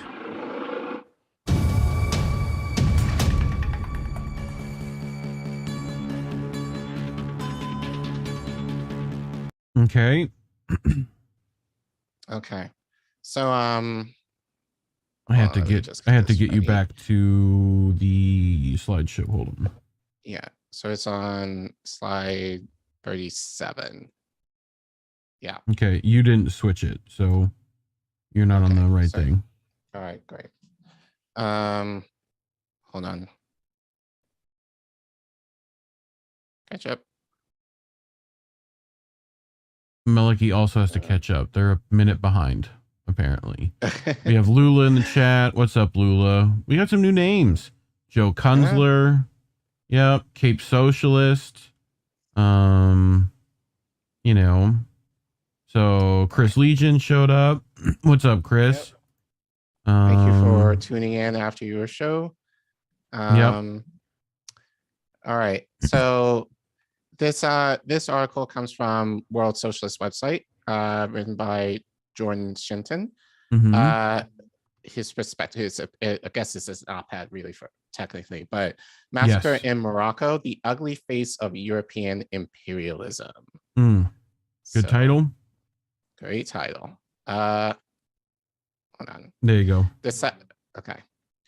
The savage killing of at least 37 refugees on the border between Morocco and the Spanish exclave of Melilla underscores the brutality and disregard of basic democratic rights that pervades the European Union. As the US-NATO war with Russia rapidly escalates into a global conflagration and workers across the continent move into struggle against the unbearable cost of living and the ruling elite's murderous pandemic policy, the major European powers are resurrecting forms of state-organized violence and political reaction not seen since Europe's domination by authoritarian and fascist regimes during the 1930s. The barbaric massacre was carried out through the combined efforts of the Spanish Civil Guard and Morocco Gendarmerie on Friday. The UNHCR, United Nations High Commissioner for Refugees, reported that the migrants came mostly from the impoverished African countries of Chad, Nigeria, South Sudan, and Sudan, and would have been considered asylum seekers under international law. In addition to at least 37 fatalities, over 150 people were injured during charges and beatings by the security forces or after falling from the 6 to 10-meter high fences preventing entry into the Spanish exclave from Morocco. The massacre was clearly coordinated by both countries as the Civil Guard allowed Moroccan security forces into Melilla to legally drive refugees who made it across the border back to Morocco. In the manner of a fetistic demagogue, Spanish Prime Minister Pedro Sanchez, the leader of the Socialist Party, declared his full support for the actions of the border guards, saying that they beat back a violent assault and attack on territorial integrity of Spain. Sound familiar, folks? Yep. The massacre could hardly have taken place at a more opportune time for the government in Madrid, which is led by the Socialist Party and includes the pseudo-left Podemos. At a NATO summit beginning today in the Spanish capital, the Spanish government will push for refugee border crossings to be designated as a hybrid threat alongside terrorism and food insecurity in the aggressive military alliance's new strategic concept, which Madrid hopes will legitimize the expansion of its military operations in Africa. Wait a second. Food insecurity? Yeah. What do they mean by that? Like, I mean, I know what like food insecurity is, but like, why are they using it in this context? Why are they putting it alongside terrorism as a hybrid threat? Like, are they gonna kill the fucking like hungry too? Like what? You know? Well, again, I think this kind of leads into, you know, sanctions in Russia having its effect all over the world. And, you know, Spain is not, you know, basically Western Europe, they're not like immune to the sanctions too. Like they're experiencing, you know, food prices going up, gas prices going up too. Yeah. So it's their way of kind of saying, oh, probably more directly, we have to take care of our own and fuck the immigrants who are trying to come in because they're hungry. Whereas, and I think it's going to share, you know, like later in the article, like these are places like in these African nations where they're decimated. Well, they have been already, but I think especially given the pandemic have been decimated as far as, you know, food shortages or lack of food just due to droughts that have existed on the continent for the last few years. So again, they're coming to Europe, similar to the first story, as a means for a better life, or the idea thinking that they'll have a better life. Yeah. Do you know? And this is how. Do you know Francis? This is how they're being treated. Francis Ngannou. Do you know Francis Ngannou? Does that name ring a bell to you? He is the as of now the heavyweight champion of the world in the UFC. Right? Comes from Nigeria. Right? Was in the sand mines till he was like, you know, like a teenager. Right? And then when he was a teenager, and I think it was like an early teenager, he decided that he was going to travel out of Nigeria by boat. And I think he went to another African country that was like closer. Right? And I forget, I will look it up while I'm talking about it. And because I forget which place he was seeking asylum in. Or if you know in the chat, please tell us. Yes. Well. But it just to me is a very similar story.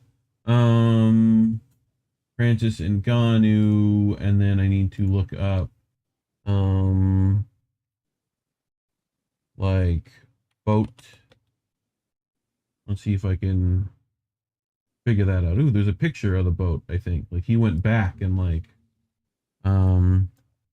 so here's Francis right here. Right? Okay. Who is a fucking ridiculous individual for one. But I think he talked about the Do you want boat like this? Because I don't think you're not sharing your screen. Here we go. Those of you who are looking at this visually. Right. So this is Ngannou, right? And I think so he was going from journey across thousands of miles of hostile territory in a bid to break into the world of boxing from Cameroon in the south through Niger, the Sahara Desert, Algeria, and Morocco, over the Straits of Gibraltar into Europe via Spain. So literally the same route. The same route, right? Yeah. But maybe by different, you know, like I think he talked about that there was a different like there were different languaged, you know, they were like people from everywhere, right? Like the people, like he didn't even know how to like communicate with a lot of people on the boat that he was rowing, right? So it starts with like, Epoxy truck with other travelers. The journey took over 24 hours in sandstorm and extreme heat, 150 degrees during the day, and extreme cold, 20 degrees at night. Since the trucks were heavily overloaded with other travelers, the only things to hang on to was a metal frame. To let go of the frame meant almost certain death, as the unsympathetic drivers would not stop. There were also few fluids on board, meaning that all the travelers had to suffer extreme dehydration. On arrival at the destination, Francis was dehydrated that he drank out of a well poisoned containing dead animals. This made him very sick, but it was either that or die of thirst. And he talked about he talked about this on the Rogan podcast, and he goes really in depth in it, and people should actually go look it up because it's a really interesting story, I think. But he talks about in this that you had to do this multiple times, Collin. Right. So like each leg, like this took like multiple years of doing this again and again and again. Right? And that's one leg of your journey, right? You have to like make it to Morocco at some point. You have to like get into a boat, right? Like this. Like how do I hello? Why won't it let me do normal image things? Like right click it. Let's just zoom, I guess. So is that what anyway, but yeah, a little inflatable dinghy like this. That one man was responsible for like rowing, because you can't use a motor or you're going to get caught. Right. Right. And you see that, where's it at, Collin? What's behind him back there? Do you see this thing back here? Yeah, that means you're in an international shipping lane with a ship that size. That's a big body of water. They need lots of like keel space, right? They're carrying large tonnages, like, so, and that means there's going to be a lot of large vessels in the middle of the night. He did this in the middle of the night, which I don't know if you've ever been on the boat in the middle of the night without a flashlight, but it is dark. Yeah. And you hope you're where you're going. So he had to learn how to travel by like starlight. Like this dude and he became the heavyweight champion. Like, it's such a ridiculous story to me, but like, how many in your story, how many heavyweight champions were just killed now? Like, for doing the same thing, right? Going through the Straits of Gibraltar, and he got arrested in Spain.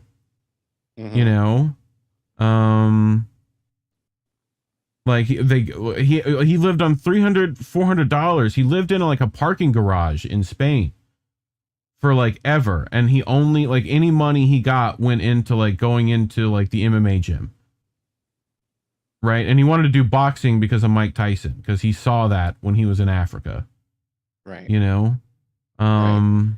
I should probably do like because there's an article that I saw on Twitter, like, and I might do it here, or I'll probably do it on my own channel, but I think just talking about why Africans would consider coming to the West, because again, that's such a nuanced discussion that I don't think is worth discussing, but this is partially why. Like, they come to the West for opportunities because there are really no opportunities available to them, in their home countries, that they feel like, oh, I have to go to Dubai, or I have to go to the West, or even China or India in order to make something of themselves.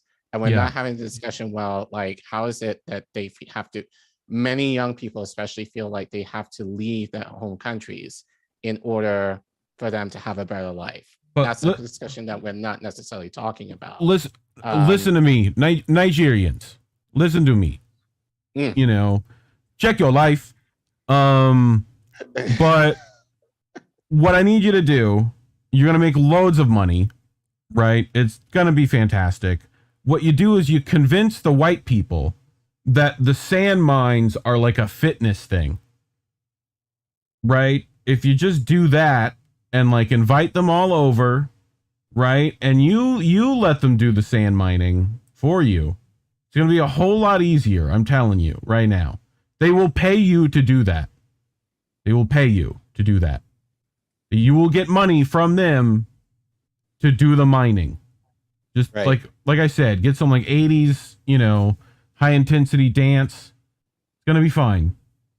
You get them out there just digging some sand, son. But yeah, dude, Francis is insane. Big fan.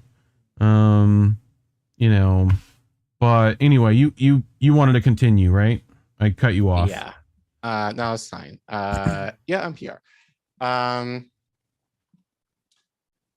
So okay. I just wanted to point out that like there's similar stories here a lot with Well, these. it's not. It's the same story. It's the same. It's the same story. And again, we're not having the discussions as to why people are wanting to come over. But we'll get more into the article, and I think we'll kind of talk about this a little bit more. Yeah. Such a vast escalation of military violence is compatible with democratic rights. Yeah. The bloody massacring of desperate migrants on the European Union's southern border must therefore be taken as a serious warning by working people everywhere. The unconditional defense of the fascistic border guards by the Spanish government demonstrate that as they wage war in the East, Europe's ruling elites are deploying the most brutal forms of repression against anyone who gets in the way of their reckless plans of imperial conquest.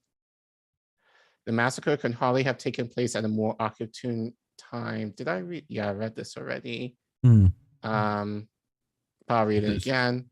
And you're not moving mine for some reason. Oh, okay. Maybe you are. Go ahead. Hold on. Yeah, there you go. There we go. This was underscored by the deafening silence of the massacre at the G7 summit that concludes today. Remember, that happened was it early in the week? Yes. Yeah, early in the week. This week, that happened. That concluded today in Schloss Emal in Germany. While the leaders of the United States, Britain, Canada, France, Germany, Italy, and Japan agreed on a sanctimonious statement pledging to strengthen the resilience of our democracies and the commitment of rules-based international order, not a word was wasted on the bloody massacre on Europe's doorstep. The EU's Fortress Europe policy has claimed the lives of tens of thousands of refugees who have drowned in the Mediterranean over the past 3 decades while trying to flee the social catastrophe produced by uninterrupted imperialistic wars and a legacy of colonial subjugation of Africa and the Middle East. Illegal pushbacks where Europe's fascistic Frontex border guards and their partners in the national security forces forcibly return migrants across the EU's external borders before they have a chance to exercise their legal right to apply for asylum, a part of the EU's standard operating procedure. European governments from across the official political spectrum have fully embraced the EU's far-right policies towards refugees. When large numbers of migrants fled the imperialist instigated wars in Syria in 2015, Greece's pseudo-left Syriza, I guess that's how you say it, government, established a series of concentration camp-like facilities on islands in the Aegean Sea to detain asylum seekers. Syriza government, I think. Okay. So I apologize for if I misspelled words. Any Syrizians. The same governments who are engaged in abrogating the most basic democratic rights are in the front ranks of the imperialistic war against Russia. Britain's Tory government, which intends to dispatch asylum seekers to province-stricken Rwanda, has left the European powers in providing heavy weaponry to the Ukrainian regime. In Germany, the social democratic-led government, which maintains vicious anti-refugee policies adopted from the fascist Alternative for Germany, has tripled the country's defense budget for this year as part of the largest rearmament program since Hitler. French President Emmanuel Macron, whose government has brutally attacked migrant camps in Calais and Paris, and systematically discriminates against a substantial Muslim minority, recently declared that the population must get used to living in a war economy. Jesus. The Spanish government, which perpetuated Friday's massacre, has sent 800 troops, Eurofighter jets, and warships to Eastern Europe and plans to use the NATO summit to announce a doubling of Spain's military budget to 24 billion euros. So, thoughts so far? Well, that's the well. This is not just for people in the chat. This is not the entire article. If you want to read the full article in full, you can check the description if you for the link. But yeah, this just for everyone in chat. This is not just happening in America, folks. You know, a lot of this blatant right-wing fascist bullshit is also happening in Europe as well, you know, against Africans and Middle Easterners who are trying to enter these countries to seek asylum. And shout out to Richard Medhurst, who reported on what's happening regarding refugees who are trying to come into the UK, who are basically being sent to Rwanda to not permit them access to entering the UK to seek asylum. Richard has reported on that. But again, we're seeing the same thing as far as, you know, basically the great replacement theory, you know, in full swing in Western Europe as well. Like trying to not have as many refugees coming into their countries in the name of, you know, like whatever you want to call this, essentially.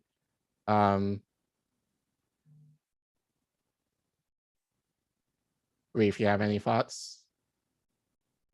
I think you're on mute. Yes, I was muted. I wanted to kind of showcase George Galloway here, friend of the show. Unless you feel their pain as keenly as you feel for the Ukraine-Russia war, you are not a human. You are a hypocrite. And he talked about this on his show, I'm pretty sure. Livid Prole. This is Europe. How the actual hell can the West be so bent on pointing the finger on other countries when they still to this day commit the most heinous acts against other human beings? Nazi ideology never died. It just took a different form. So yeah, you know, I mean, it makes sense that this was not reported on at all in mainstream media, you know. And shout again to Marcus Cage for tagging me in the story. And I heard that, you know, I think Anthony said that he knew of this story on Twitter.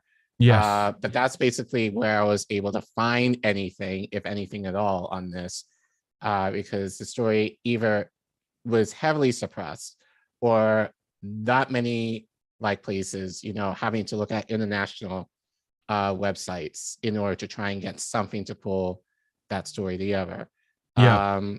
This might be a story I probably may talk more about on my personal channel if I'm able to obtain any more information. But you know, it just kind of shows you how, like, again, this is a Western thing. This is not just like limited, you know. And I'm glad actually we kind of made the connection to what happened in Texas to what happened here in Spain. Yes. Like this is a Western thing to kind of cut down on the amount of immigrants who again are coming to the West for a better life because their countries have been raped and pillaged of resources, again, due to the West, that these places that many people feel like I don't have any other choice, but in part, but to come to the West in terms of their life. And, you know, in doing so that they're losing their lives, you know, many of them, or in certain cases are turned away and are sent to other countries.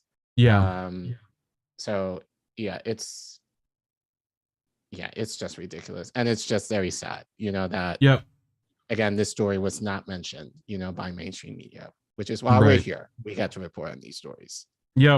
I agree. I think it's an important story to talk about. And it was just heartening when I saw it. Like, anger is the only emotion I have at that.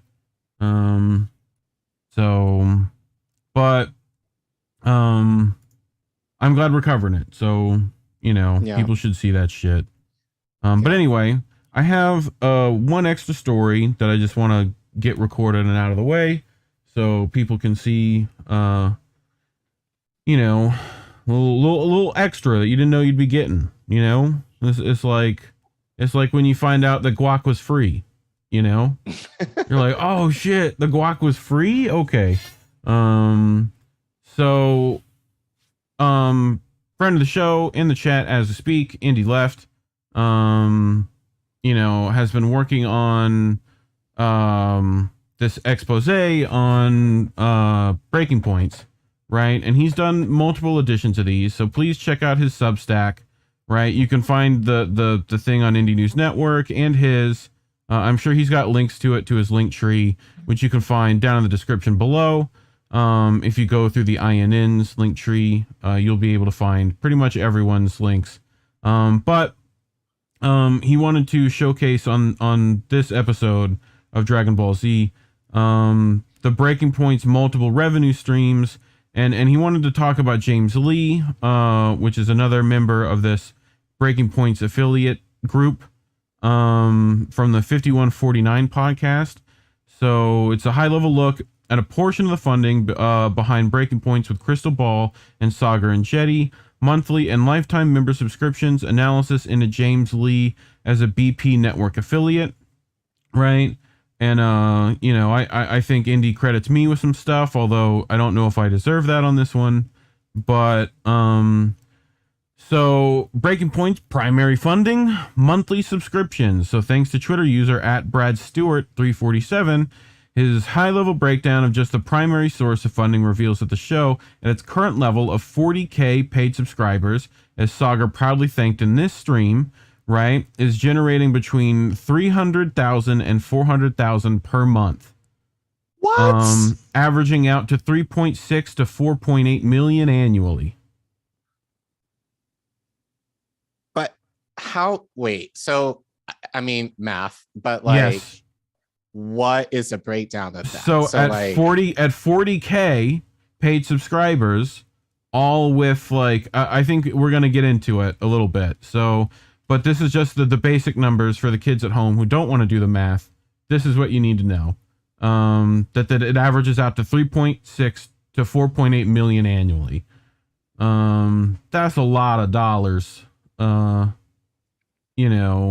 they can definitely replace the lights in their studio as they want it. I would imagine. Keep in mind, Jimmy Dore has still had the "don't pay me, no one has any money." Right. So, but people still do. So here is at Brad Stewart, the real rebel renegade.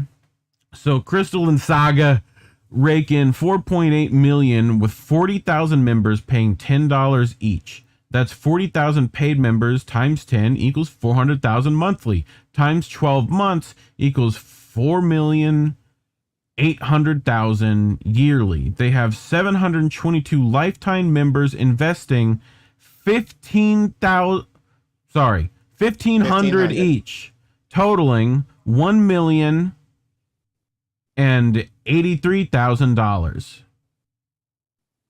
So, and he says corruption and has his video. People should go check that out on your Twitter. You can find that at Brad Stewart. So this is a one-time lifetime member tier of 15,000, which apparently more than 700 people have paid in the first year. Another 1 million to add to the pile. Right? Everyone go back. Yes, sir. I'm doing it. I'm doing it. Here you go. Who in the hell would even ask people to give over $1,000 of their money in the middle of a pandemic? Maybe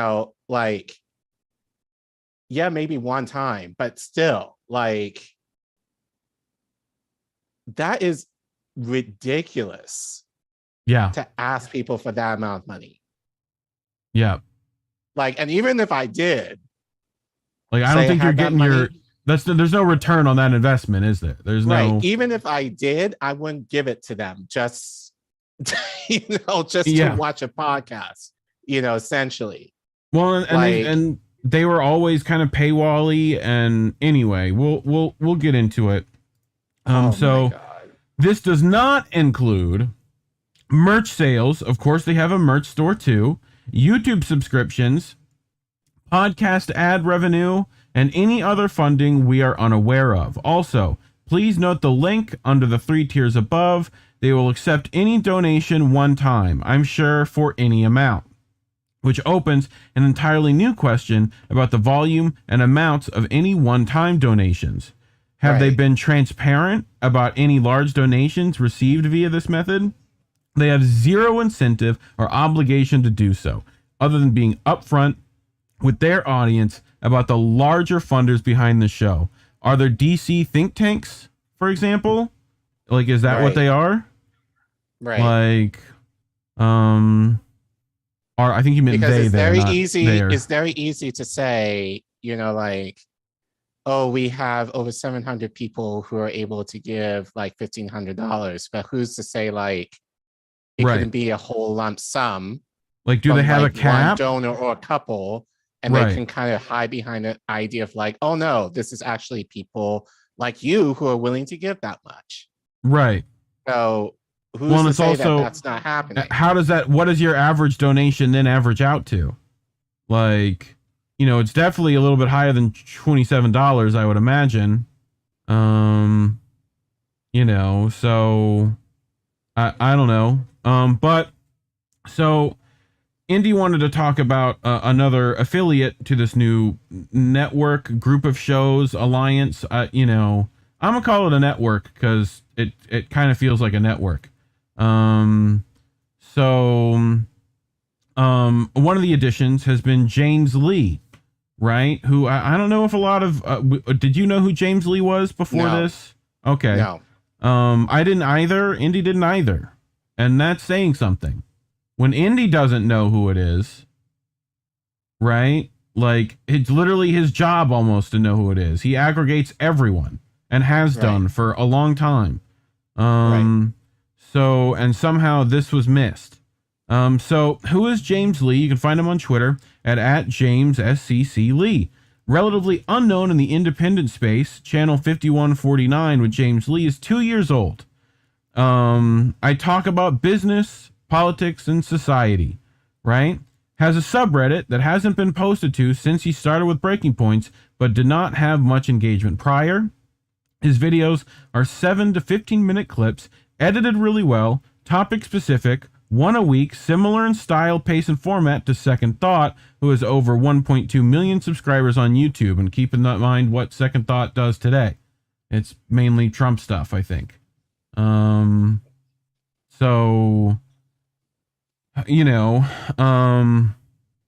He gives credibility to an argument that since corporate media is bought and paid for, you should be watching independent media, like his segments on Breaking Points, perhaps. This video from June 8th, 2021 is likely how he appeared on their radar. Over 22,000 likes and 46K views. By far the most he'd ever had on his channel to that point. So here's James Lee's Twitter, right? And here's his YouTube thing, and you can see his stats get like, this looks like my numbers, honestly. Like, I mean, I don't know how many subs he has, 14K. I definitely don't have that much. But like, this looks like my graph, right? Like, so yeah. So here's the video that they were talking about where he got on their radar. Today is going to be our last day at the Hill, doing Rising here, which we feel a lot of ways about. Nervous, sad, excited for the next chapter, grateful, all of those things. Crystal and Sagar going independent is, I think, gonna go down as a major inflection point in political media. My name is James Lee. Welcome to my channel 5149, where I talk business, politics, society, and today I want to talk about why it matters that Crystal and Sagar left Rising and The Hill to start their own independent show called Breaking Points. And I have to say, Crystal and Sagar are two unexpected.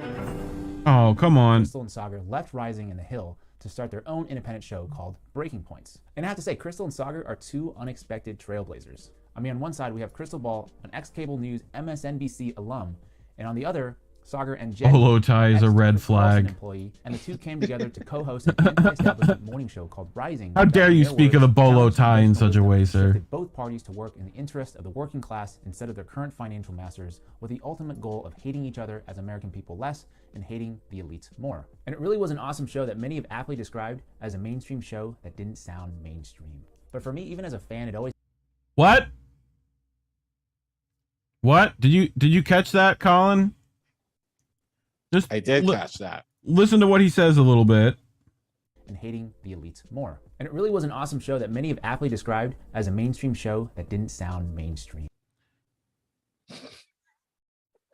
I mean, like, you know what I'm saying though?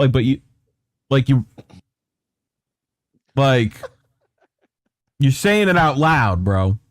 You're doing like, that's kind of what we've been saying. I mean, again, Saga wants a new studio. Yeah, we got to fix those lights. He wants to turn the light. He wants to those lights, bro. Like, those lights. Fuck, like having any sort of direct action on your show. Fuck having any sort of mutual aid on your show. What fucking? All right, hold on. What fucking like lights are you trying to fucking buy? Because with close to $5 million a year. With $5 million a year, bro, I could get you some lights, dog. Like what you want? You want the RGBs that like change all the colors? You could be in like purple, like I be, like, you know what I'm saying? Like, come on. What do you do? Like, what power plant would you need to also buy to like power the lights that you are trying to like donate for? Anyway, I know I'm being overly facetious, but we'll continue a little bit. But for me, even as a fan, it always felt a little weird. Like, on one hand, The Hill really gave the show an aura of credibility with some folks, but on the other hand, every time I watch, I'm like, it's The Hill. Which leads me to my first point as to why it was so important that Crystal and Saga made the decision to go independent, which is that it eliminates potential conflicts of interest. Going independent is a proper incentive structure to report the news fairly and provide genuine commentary that is free from corporate influence. Crystal addressed this exact point last week on her Crystal Kyle and Friends podcast. While she was at MSNBC, she was strongly discouraged from providing critical coverage of Hillary Clinton. So anyway, I get a message from the president of the network that's like, we're not trying to curtail your coverage. You can say whatever you want about Hillary Clinton, but you have to approve it with us first. That is trying to curtail your coverage. And Sagar shared a story about his boss getting a call from a big donor of The Hill after said donor was very displeased with a story he covered on Rising. I did a whole expose on the Washington slime who are all going and working as lobbyists for TikTok. And those people are very well paid and very well connected. And you think they called me? Nope. Went all the way up to the bottom. How dare he? This, and this. The fact is, we're all human beings and we're subject to being influenced by external pressures. Like, no matter how much integrity you think you might have, if you work at a cable news network that depends heavily on advertisements from major industries such as oil and gas, what do you think happens to your coverage of companies like Chevron? Probably not a surprise to many that Stephen Donzinger's story has been almost entirely ignored by mainstream media. If you work at the Washington Post, how do you cover Amazon fairly given the fact that they're both owned by Jeff Bezos? Or if you work at ABC News, a subsidiary of the Walt Disney Company, are you able to report on Disneyland's inhumane labor practices? I can give you a never-ending list of these types of potential conflicts of interest, but the point is, going independent removes this potentially corrupting element and allows Crystal and Saga to focus on their audience. Which leads me to my second point, which is, despite going independent, they still have an amazing show for everybody. Good morning, everybody. Happy Monday. Welcome to Breaking Points with Crystal and Sagar. We have an amazing show for everybody today. I miss saying that, Crystal. I know. Indeed we do. That line is forever Sagar's. But in all seriousness, once they've worked through some of the initial kinks that are inevitable when launching a new show, I think the show has so much more potential than Rising because, even more so than before, they get to explore whatever topics they want. Could be more segments informing the public about the housing crisis, or an expose on how every rich, famous, or powerful person is somehow all connected to the world's most infamous pedophile, or getting us one step closer to finding out the truth about UFOs. They don't really have to worry about clicks or views or adhering to cable news style blocks or segments or cutting off Irami when they know, and we know, he has so much more to say. Right. Like, so so it's Irene, it's a very important point. And I know we literally have to do this every time. I'm very sorry. You will come back. You will make your points. You always make us think. Imagine how amazing a 20-minute back and forth between Irmi, Crystal, and Sagar would be. Make it happen, guys. But perhaps the most important thing that could come out of Crystal and Sagar going independent is that it redefines success in media. For decades, or pretty much as long as we can remember, the pinnacle of success. I want people to also hear that point. It redefines success. What do we know about successful people in media right now, Collin? What do we know? I mean, if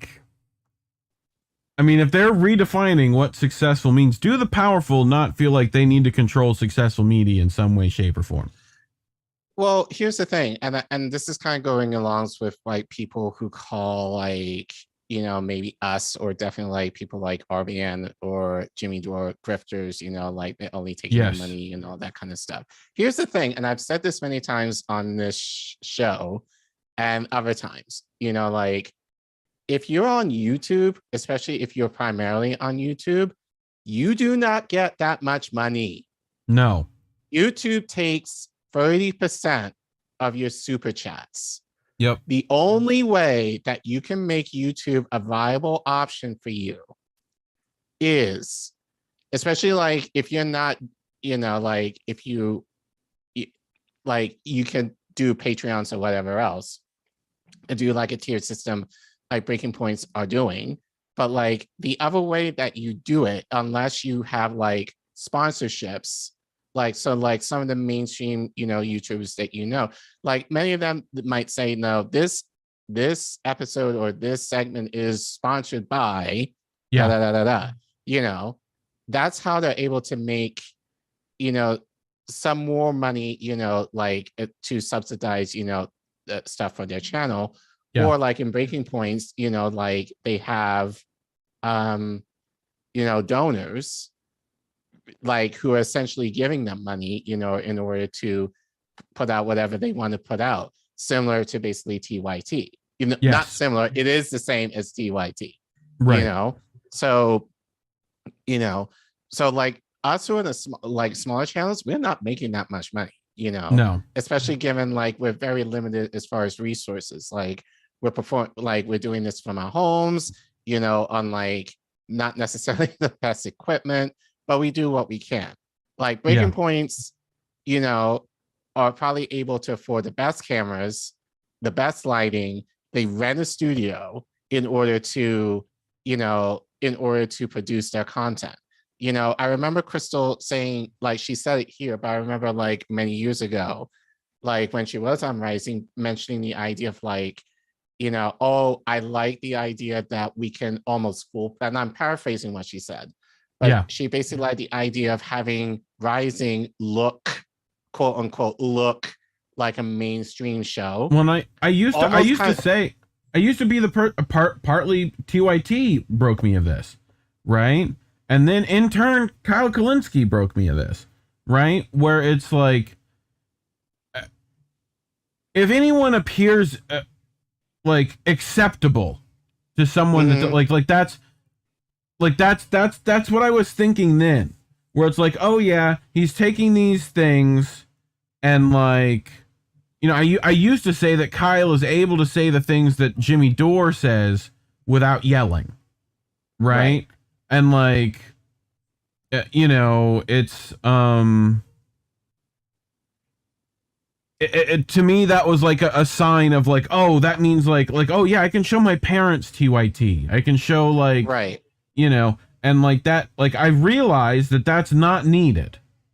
No, I just felt like with what Crystal was saying, like her show Rising and even now Breaking Points looking like a mainstream show that you're able to share like with your family, and especially those who watch, you know, CNN, MSNBC. I think she degraded the people who were like, I think she said specifically, like the people who are doing it out of their like, you know, like house, like whatever, like, you know. I just felt like thinking back on it, it was, I'm not sure if she even thought of it in this way, but like very condescending on the rest of us who don't have a choice if we want to do this, to kind of do it, in my case, in my bedroom, or in your case, like your garage or whatnot, Right. you know, like, because obviously, like, if we had that kind of money, yeah, but yeah, it was just kind of a way in my mind of just kind of looking down on us, basically being like, oh, like, I can afford this, and like I have a studio, being able to do you know, do news and commentate and whatever else. So And it's just like, I wanted to get back, but no, I feel you completely. Like, decades are pretty much as long as we can remember. The pinnacle of success for someone who wanted to be a broadcast journalist was a gig on TV, maybe CNN or Fox News, or if you're dreaming real big, a primetime network news gig. But Crystal and Sagar said, no, we're going to go in a different direction. We want our own show, one that is funded by the audience. I don't know how to... He snuck that in there, didn't he? Yeah. Like, he went by that real quick. Not overstate this, but independent media just scored a huge win. And to be fair, I think the independent media ecosystem is already... What do you notice here? Who do you see in here? Jimmy, Kim, Right. Nico, Convo Couch, Richie, Right. Lee. Right. This is on Couple people that I don't know. This is on the Rockfin. And like, we are also in this free thinking media. You will see INN at some point in this list. You will see Tara Reid in this list. You will see Robert Durden in this list. You'll see almost all the people that you follow. You know, Right. MCSC, Even with Convo. this, with this, I just noticed something. Is Breaking Points on Rockfin? No. They're Wonder all- why. Right. Wonder why. And they've put Crystal and Kyle Friends behind a paywall, right? Like they've done all these things where like... But for those not on board, the more traditional folks, I think Crystal and Sagar... So, yeah, to me, that's like also like... It's the play of like how... You need people to actually, like, and The Hill has done this for years by bringing on someone like Kim Iverson, you know, or someone like Crystal, even though Kim, you do a far better job. Okay. Right. Or now Brianna Joy Gray. Right. And, you know, and Katie Halper is in this boat too, to some degree. Like, you know, there's a few people that are in this like upper echelon that are having to deal with these like conglomerates, you know, but like I almost want to say, well, pause 1 second. Like I almost want to say, like, if you're like a bigger channel, not even us, but like someone like, you know, RBN or Savvy or like some others, you know, like if you're not on Rockfin, but it's the only way we can. It's the only way we can monetize some of our videos. Like right now, speaking of Rockfin, like we do have some people in the Rockfin.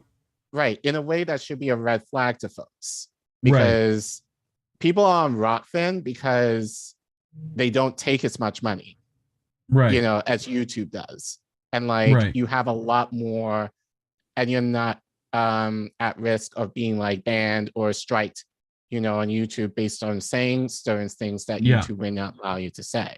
You know, so the fact that they're not on Rockfin, that they can exclusively do their show on YouTube and then like their own personal podcasts, you know. Well, and you're not just that they don't just let that happen. If you're actually saying that kind of stuff, they don't just let, you know, like that's I think the point that they're missing. And it's like, yeah, to be successful, you had to make giant sacrifices to your morality to like get there, you know. Even in independent media. Yes, especially change how people perceive independent media. It's not the minor leagues anymore. Here are two people who obviously could have been on cable television if they wanted to, because they've literally been on it. And in terms of people on cable, I always hold the belief that most are smart and probably know right from wrong, but as they try to climb the corporate ladder to get on air or to get promoted to that primetime time slot, values are inevitably compromised. So if Crystal and Sagar are successful, which I think they will be, their move could potentially not only validate the viability of independent media, but more importantly, alter the pipeline of talent in broadcast media and journalism in general. Like for a young, talented kid who wants to be a journalist or a political commentator, the dream, the pinnacle wouldn't necessarily be establishment media anymore. There's now a new roadmap that says, hey, the goal isn't necessarily to be a primetime anchor on CNN or to write for the Washington Post. The goal is to have your own show, have your own Substack, funded by your own audience, where you get to talk about whatever it is that you think is important. And with Breaking Point's already surpassing 200,000 subscribers at the time of recording this, which is the day of the first episode, the new formula for media success isn't to manufacture hate or outrage, but rather to foster an audience full of free thinkers who are open to good faith discussions free from partisan cheerleading. And those are my thoughts about why I think it's so important that Crystal and Sagar took the chance to go independent. Thank you so much. Yeah, independent. Anyway, so I wanted to like in commas asterisk in name only. What is it? Independent in name only. Independent in Eno. Eno. But anyway, so Indy wanted to highlight some stuff. So it was really an awesome show, but it was The Hill, admitting it felt like corporate news, right? Well, it was. So yes. So going independent eliminated political conflicts of interest. That is a nice thought. The Hill was adjusting content to appease lobbyists and advertisers per Sagar on the Mashup KKF podcast, where they complained why they left, hoping they'll be able to cover more UFOs and Jeffrey Epstein. But again, no mention of Julian Assange. Oh, hold on. Remember, like, and Indy, you probably want to put this down. Remember when they made their last show? Like, that clip was not viewable on YouTube. Yes. For days. Right. And then with enough outrage, like The Hill put it back on. Yes. So just the idea that they were talking about leaving was not okay. Not okay. Right. So hoping they'll be able to, right. So, and no mention of Julian Assange in that video, or I don't know, what else did he not mention that they didn't talk, like, you know, there was no talks about like world economic stuff in that, or Ukraine, or I don't know, pick another couple other political prisoners that, you know, like he doesn't talk about, or any other art, like no Greenwald, no like none of that. You know what I'm saying? Like, it's the stuff, like, a lot of times, and this is, I think, why Indy gives me, like, credit here, is that I put him onto the thinking of, like, yeah, what are they not talking about? Right. Right? And, like, that, I think, shows you a lot more than, like, what he is talking about. Because if you just look at this at face value, it doesn't sound, like, terrible. It doesn't sound terrible, but the idea of them leaving was to talk about the things that they weren't able to talk about. And they're still not talking about. If anything, like, I think especially for Sagar, he has gone definitely, you know, in as far as like talking about some of this right-wing propaganda that he wasn't able to do, like when he was on Rising.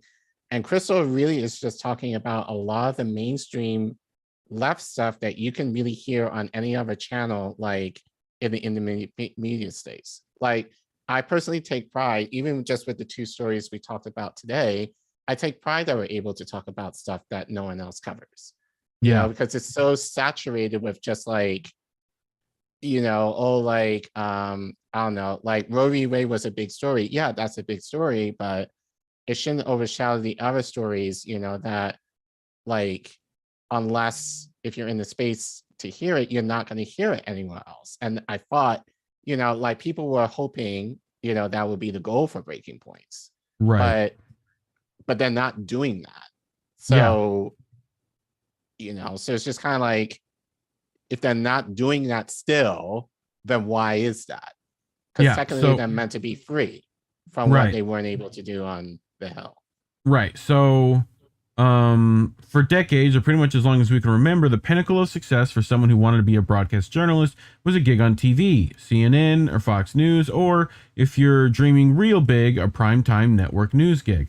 I think Crystal and Sagar have the resume, the talent, and the integrity to change how people perceive independent media, We wonder if he's looked into what happened with the People's House Project PAC, with DNC establishment and PayPal mafia mega donor Reid Hoffman providing half the funding. How did only 3% of that money donated go to end up directly donating to candidates, but Crystal's salary was the #1 expenditure? Right. We also wonder if he's aware of Saga's links to the Hudson Institute, their funders and mission, and the alignment with many of Saga's foreign policy takes. Their move could potentially alter the pipeline of talent in broadcast media and journalism in general. A young, talented kid who wants to be a journalist or a political commentator, the dream, the pinnacle, wouldn't necessarily be establishment media anymore. So, this is, I think he says in very exciting. So, right. This is like 8 videos total. And this is like one of the clips, I think. Very exciting right? partnership to announce here with James Lee of 5149. He's somebody that Crystal and I have followed on YouTube for a long time, and he's going to be doing some videos for us here. James, it is great to see you and introduce you to the audience. Thanks for joining us, man. Hey, thank you. Thank you for having me. Absolutely. But he's doing, is business school the root of corporate evil? That's the segment he's doing. Right?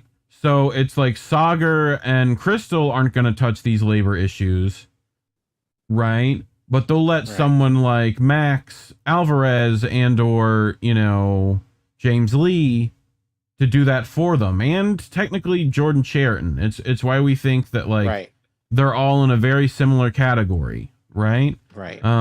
So here's the and it's why we're 8 videos times 300, because we know Alvarez is getting 300 per segment, right? Which I think that's cheap. That and is like Alvarez, homie. Cheap. You probably should ask if everyone else is getting the same. I'm just saying, but I'm saying though, right? So, and look at the titles here, right? Is business school the root of corporate evil? How private equity reaps billions from decimating workers? Is Web3's promise of a decentralized internet false? How corrupt Congress staff incentivizes aid revolving door? Zero COVID and the power incentives of the Chinese regime. What does that sound like?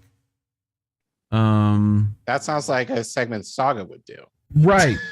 The dark side of the nonprofit industrial complex, the tyrannical truth about the World Economic Forum. Would you like to check the date on that, please, Collin? On this one right here. June 3rd. Right. How long has MCSC, the other people, like all those people that were, that he went past on Rockfin, that he's, like we scrolled past MTSC, the Convo Couch, Jimmy Dore, like all those people have talked about the World Economic Forum, including Max and Aaron and the people showcased on these networks, right? Whitney Webb, right? All those people talked about that long before, like June 3rd. So. You know what I'm saying? Yeah. And like hidden forces jacking up gas prices. It's like he's slipping in a couple of these. Like if you're looking through the cracks on this stuff, you can see the blind spots. Yeah. So, and I don't think we're making complete leaps here either. I think it's pretty logical, like jumps. You're welcome, James, to come on and talk to someone smarter than me, about it, so any of those people that you scrolled past on Rockfin would probably talk to you, especially Convo Couch and, that sort of thing. So, but his role in the show as a freelancer is to give extreme anti-corporate takes to set the narrative of, this is extreme. It's as extreme as they will let it be. As Bill Hicks put it, they will give you the freedom that they think you need. So anti-corporate takes to set the narrative of what's acceptable to discussion in this realm, but he provides the furthest left position, right? That's as far as they'll take it. So most of the 5149's channel growth appears to be organic, not paying for clicks or manipulating the algorithm. It got a big bump from the initial video about breaking points in June, where James predicted they would beat MSM News. Then his channel went back to typical traffic, about 1,000 views per video. Then he appeared on Breaking Points to announce the partnership in February, another spike, which you can see from the two red lines on the bottom left and right of the stat image below. And these come from Social Blades. You misspelled this, Indy, by the way. His channel is clearly getting a lift from the partnership. So here's his Social Blade stuff, right? And like total views weekly. And this was I don't know, I forgot when Indy took this. Partnership in February, right? Yeah. Which you can see the two red lines. Yeah, so here's like this, and then like there's nothing, and then like his appearance on Breaking Points. Right? Like right there. And then just back to nothing. Right? Well, I wouldn't say nothing. Like he definitely he's definitely gotten now, a chunk, but it's right? Still not like yes. Which we looked at like a little bit ago, right? But it's like there's these little spikes that like come up, you know. But so my guess is whenever he's on the show is when he gets a bump in traffic, right? And like it's I'm sure plus $300 like views, like exposure is probably also an incentive here, but issues, questions, concerns that we have. Never once is mentioned Assange, and we looked. Indy knows how to do that crap. We look in transcripts, we control F, nothing. Right? We went through all those videos that we listed. Not one mentions of it, right? Including a video in May titled How Media Hides the Truth. No talk about Assange, right? In that at all. So can you find any mention or support of direct action or mutual aid? We've done more than a cursory glance and had a hard time finding any. So he's an economic, right, lefty, but isn't talking about mutual aid and or direct action. Neither one of those things he's mentioned. Right?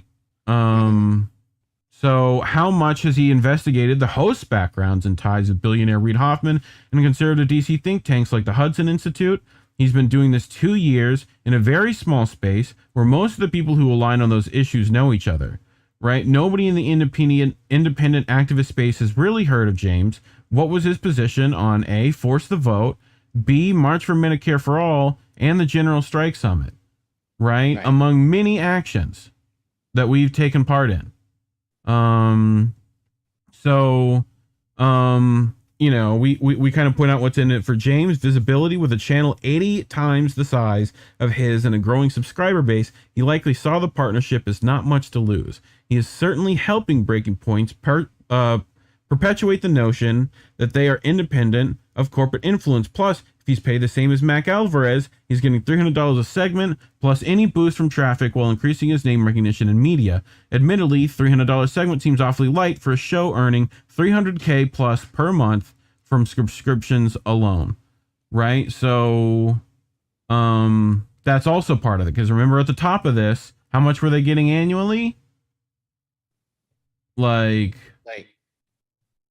what was it about that much? Yeah, it was just $300K a month. Okay, yes. Around that. Right, but it was like 4 point some billion or million. Sorry. A year. Yes, 1 million. But a year, right? But like still that's like $300 a segment. That seems lowball. You know? Like I mean, you could definitely give him $1,000 a segment and still be making profit, I imagine. Right. You know, so especially if he has more incentive to do more. Do segments. More, right? Yes. Because he only does segments by looking at the, the slide like once every 2 or 3 weeks. Yes. Yeah. So. So eventually we'll probably look at some like actual financial documents here soon too, to see what like Breaking Points is labeled as and that kind of stuff, because that will probably like whether it's an FO1, C3 PO R2D2, you know, like that's gonna make some differences with like how they're supposed to be spending that, and like how they're supposed to be filing how they're spending that. But so hello, is it the end of my slides? Probably. Let's take a look. No, it just wouldn't like oh no, it was. Okay, cool. Yeah, I think that's it. So thoughts? What do you got? I mean, the plot thickens, basically. Yes. But I think the main thing, I can't believe that they would, that like, I'm going with the assumption that people like is actually like people who actually are willing to pay like over $1,000 to like essentially a podcast. Like, I find that very hard to believe. Ridiculous. In this day and age. And like, plus the million founding money that like they already got to start breaking points. Right? Like so I mean, so far we've gotten like, I mean, if you talk about a year of being paid, right? And like plus the million funding that you got to start out with, plus the studio you already had access to, right? Like, you know, on top of like any affiliates funding, which we've went through on previous stuff. And now I just watched a segment of theirs earlier this morning. They're going to go on tour. Right. So like they're supposed to go to Atlanta to do a live show. Oh God. I think in the fall, starting in the fall. Cool. So like, so you know, so now that in addition to all of this, you know, any like residuals like just from going on these live shows around the country, they're also going to get as well. So time to rent a camera and a rig, huh? Well, they're close enough to me. You know, but you I mean, watch them do a live show, would you? No, but I would take a camera to one of their live shows and like someone who was down to clown, but you know, like do what Mr. Charlatan does. I mean, Sheraton does. You know, just do it better than him. Anyway, you know, plus one-time payments that we don't know about. We don't, you know, we have no information on that, right? But and this is, you know, affiliates money is something we've looked at too, and their funding, which is much more documented, especially with things like The Intercept, right? Right. You know, and ties with Omidyar, right, and stuff like that, like towards Ryan Grimm, the DC bureau chief of The Intercept. You know, like there's a lot going on there. You know, there's a lot going on, but I think this just goes to show they're, and we said this, and I think has said this before, they're just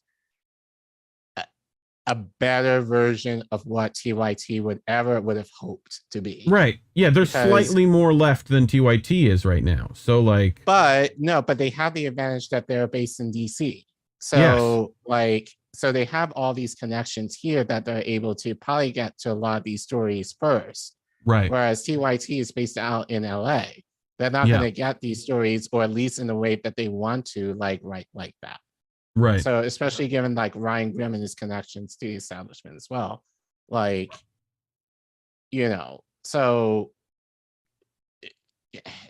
but it's a question like with James Lee, I doubt he really knows the full extent of the money that they're kind of taking in.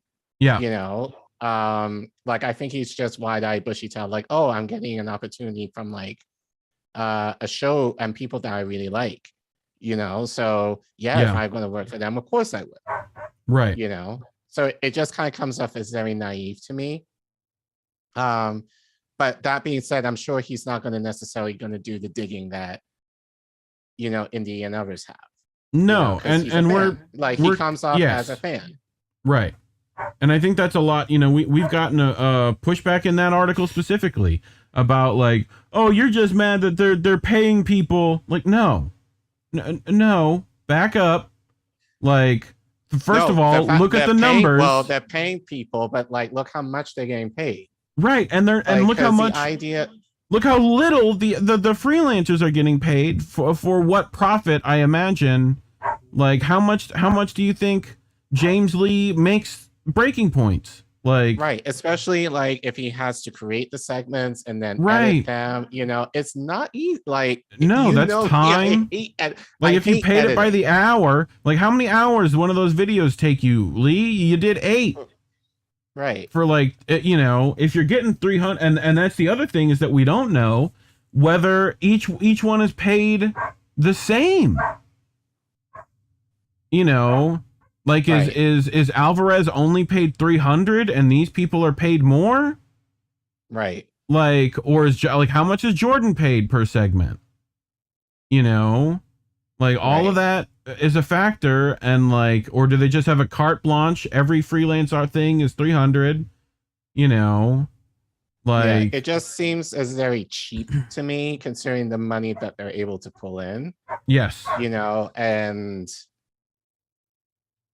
yeah, and I think it's also kind of interesting that the people who are being affected of this mostly are people of color. Yes. Like, you know, like with Jordan being the exception, but we don't know. But we know like what we know for sure what Max Alvarez gets. Yes. We can kind of guess, you know, what James is getting. Right. You know, like while Crystal Sagar, and my guess is probably Kyle, is taking a large chunk of the money here. Yeah. So who doesn't contribute all that much? Like he has his own show and things that they contribute to for him. You know. Right. So, but anyway, I think we've rattled enough about this. You know, I think Chris Legion also covered it and covered Indy reading it, which you can check out. I'm sure Indy will put all the links to this in chat. You know, the Substack and all that stuff. And like whatever else he wants to share on this. But yeah, I mean, the like, yeah, this whole story's crazy. And I will, you know, be ready for the next installment very shortly. Yeah, and I'm sure well, there's gonna be a lot more. So Crab, Joe, if you're watching, which I'm betting you are, and if you're not, you probably will be because someone will send it to you. I'd love to see your takes on in edited format. I can't pay you $300. I don't have that kind of money. But I'd love to see what, you know, 2 minutes you pull out all that to throw at them. But anyway, what do we got coming up?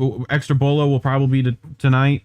I don't know if I'm doing a show tomorrow. I'll see if I can find guests this evening. So, you know, keep eyes peeled for that, people. You know, go check my yep, here's Warren chiming in.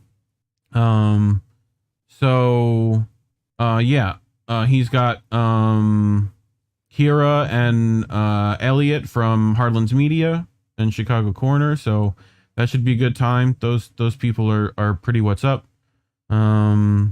You know, or Half Baked Media when he comes on my show. You know. But Indy said he suspects the Lever has more of a partnership. Sagar's more right wing than anyone on TYT. And I don't think it is, Indy. I don't think the link to the Substack is in the description. I'm about but I know to put in right now. So okay, cool. And when we edit the video, it definitely will be. So but the tomorrow night again, Reefer After Dark might be happening. I don't know. I'll figure that out. Saturday, I think someone's doing well, I think something. a lot of us are going to be off because 4th of July, yes. 4th of July weekend. So yes, I still think yeah, like Indy or someone's doing something Saturday. I don't know. But Combination will be I on. need to make tonight. a calendar. That's the other thing. Someone needs to remind me and help me do that. Who's actually good at calendars? You know. Combination will be on tonight. Yes. At 10. Cool. But yeah, so Sunday we're doing. Happening. How do we miss that? Of course. Monday night is going to be the 4th, right? No. Okay. Next Monday, yeah. So next Monday is the 4th. I think Indy wants everyone to take the day off like a real business would. And then I think we start stuff up Tuesday again with Tara. Tara's gonna have some good guests coming up. People should definitely watch. Jesse you know, Jett, if you want to pull up yes, message, Jesse Jett will be on midnight Eastern on Secret Show. Cool. I might try to get him for Friday too. So we'll see if he can pull double features like that. But anyway, Tuesday, I don't remember who Tara has, but I know the guests coming up are all pretty ridiculous. So, you know, especially if you like MCSC and you know, some other big names. So keep an eye on her stuff, and please go down into the description, find the INN link tree, go there, go to meet the members, find Tara, and just give her some donations. She could really use it right now. You know, when the RT apocalypse happened, it made sure that like people can't get any form of money that might be connected to RT at all. So it makes it hard for Tara to keep a roof over her head. So if people can like actually hook her up, rent's not cheap in Washington, Oregon, wherever. Oregon. Yeah, but yeah, people should, you know, pitch in there, keep some people afloat for a while. Yeah, and we definitely appreciate people who are subscribing to us. You know, make sure you remain subscribed. Yes, because people have been unsubscribed from us already. So make sure you're subscribed to us so that you'll know, hopefully all the time, you know, just when we go live, especially for any of our INN exclusive. Content. And you know, there's probably a bell down there to hit. I don't know if it does anything, but you can try that. But otherwise, find all of our Twitter accounts and social media, follow all those if you can. And you know, there's plenty of donation locations for you to give some love to. So appreciate all the people in chat, all the people who weren't in chat. I also appreciate you. So and we'll be back next week on a regular normal time day. Yeah, have a special guest, as I said. Yes. On the docket, so look forward to that. Yep. I think we probably can hint it now at the end of the show. Well, are we at the end now? I think so. It's 6:30. We started at 4. All I'll say is be prepared for 2. Yes. It takes 2. Yep. So anyway, that's gonna be fun. But yeah, keep an eye out for that. And as always, labels are bad. Stay independent. Good night, everyone. Good night.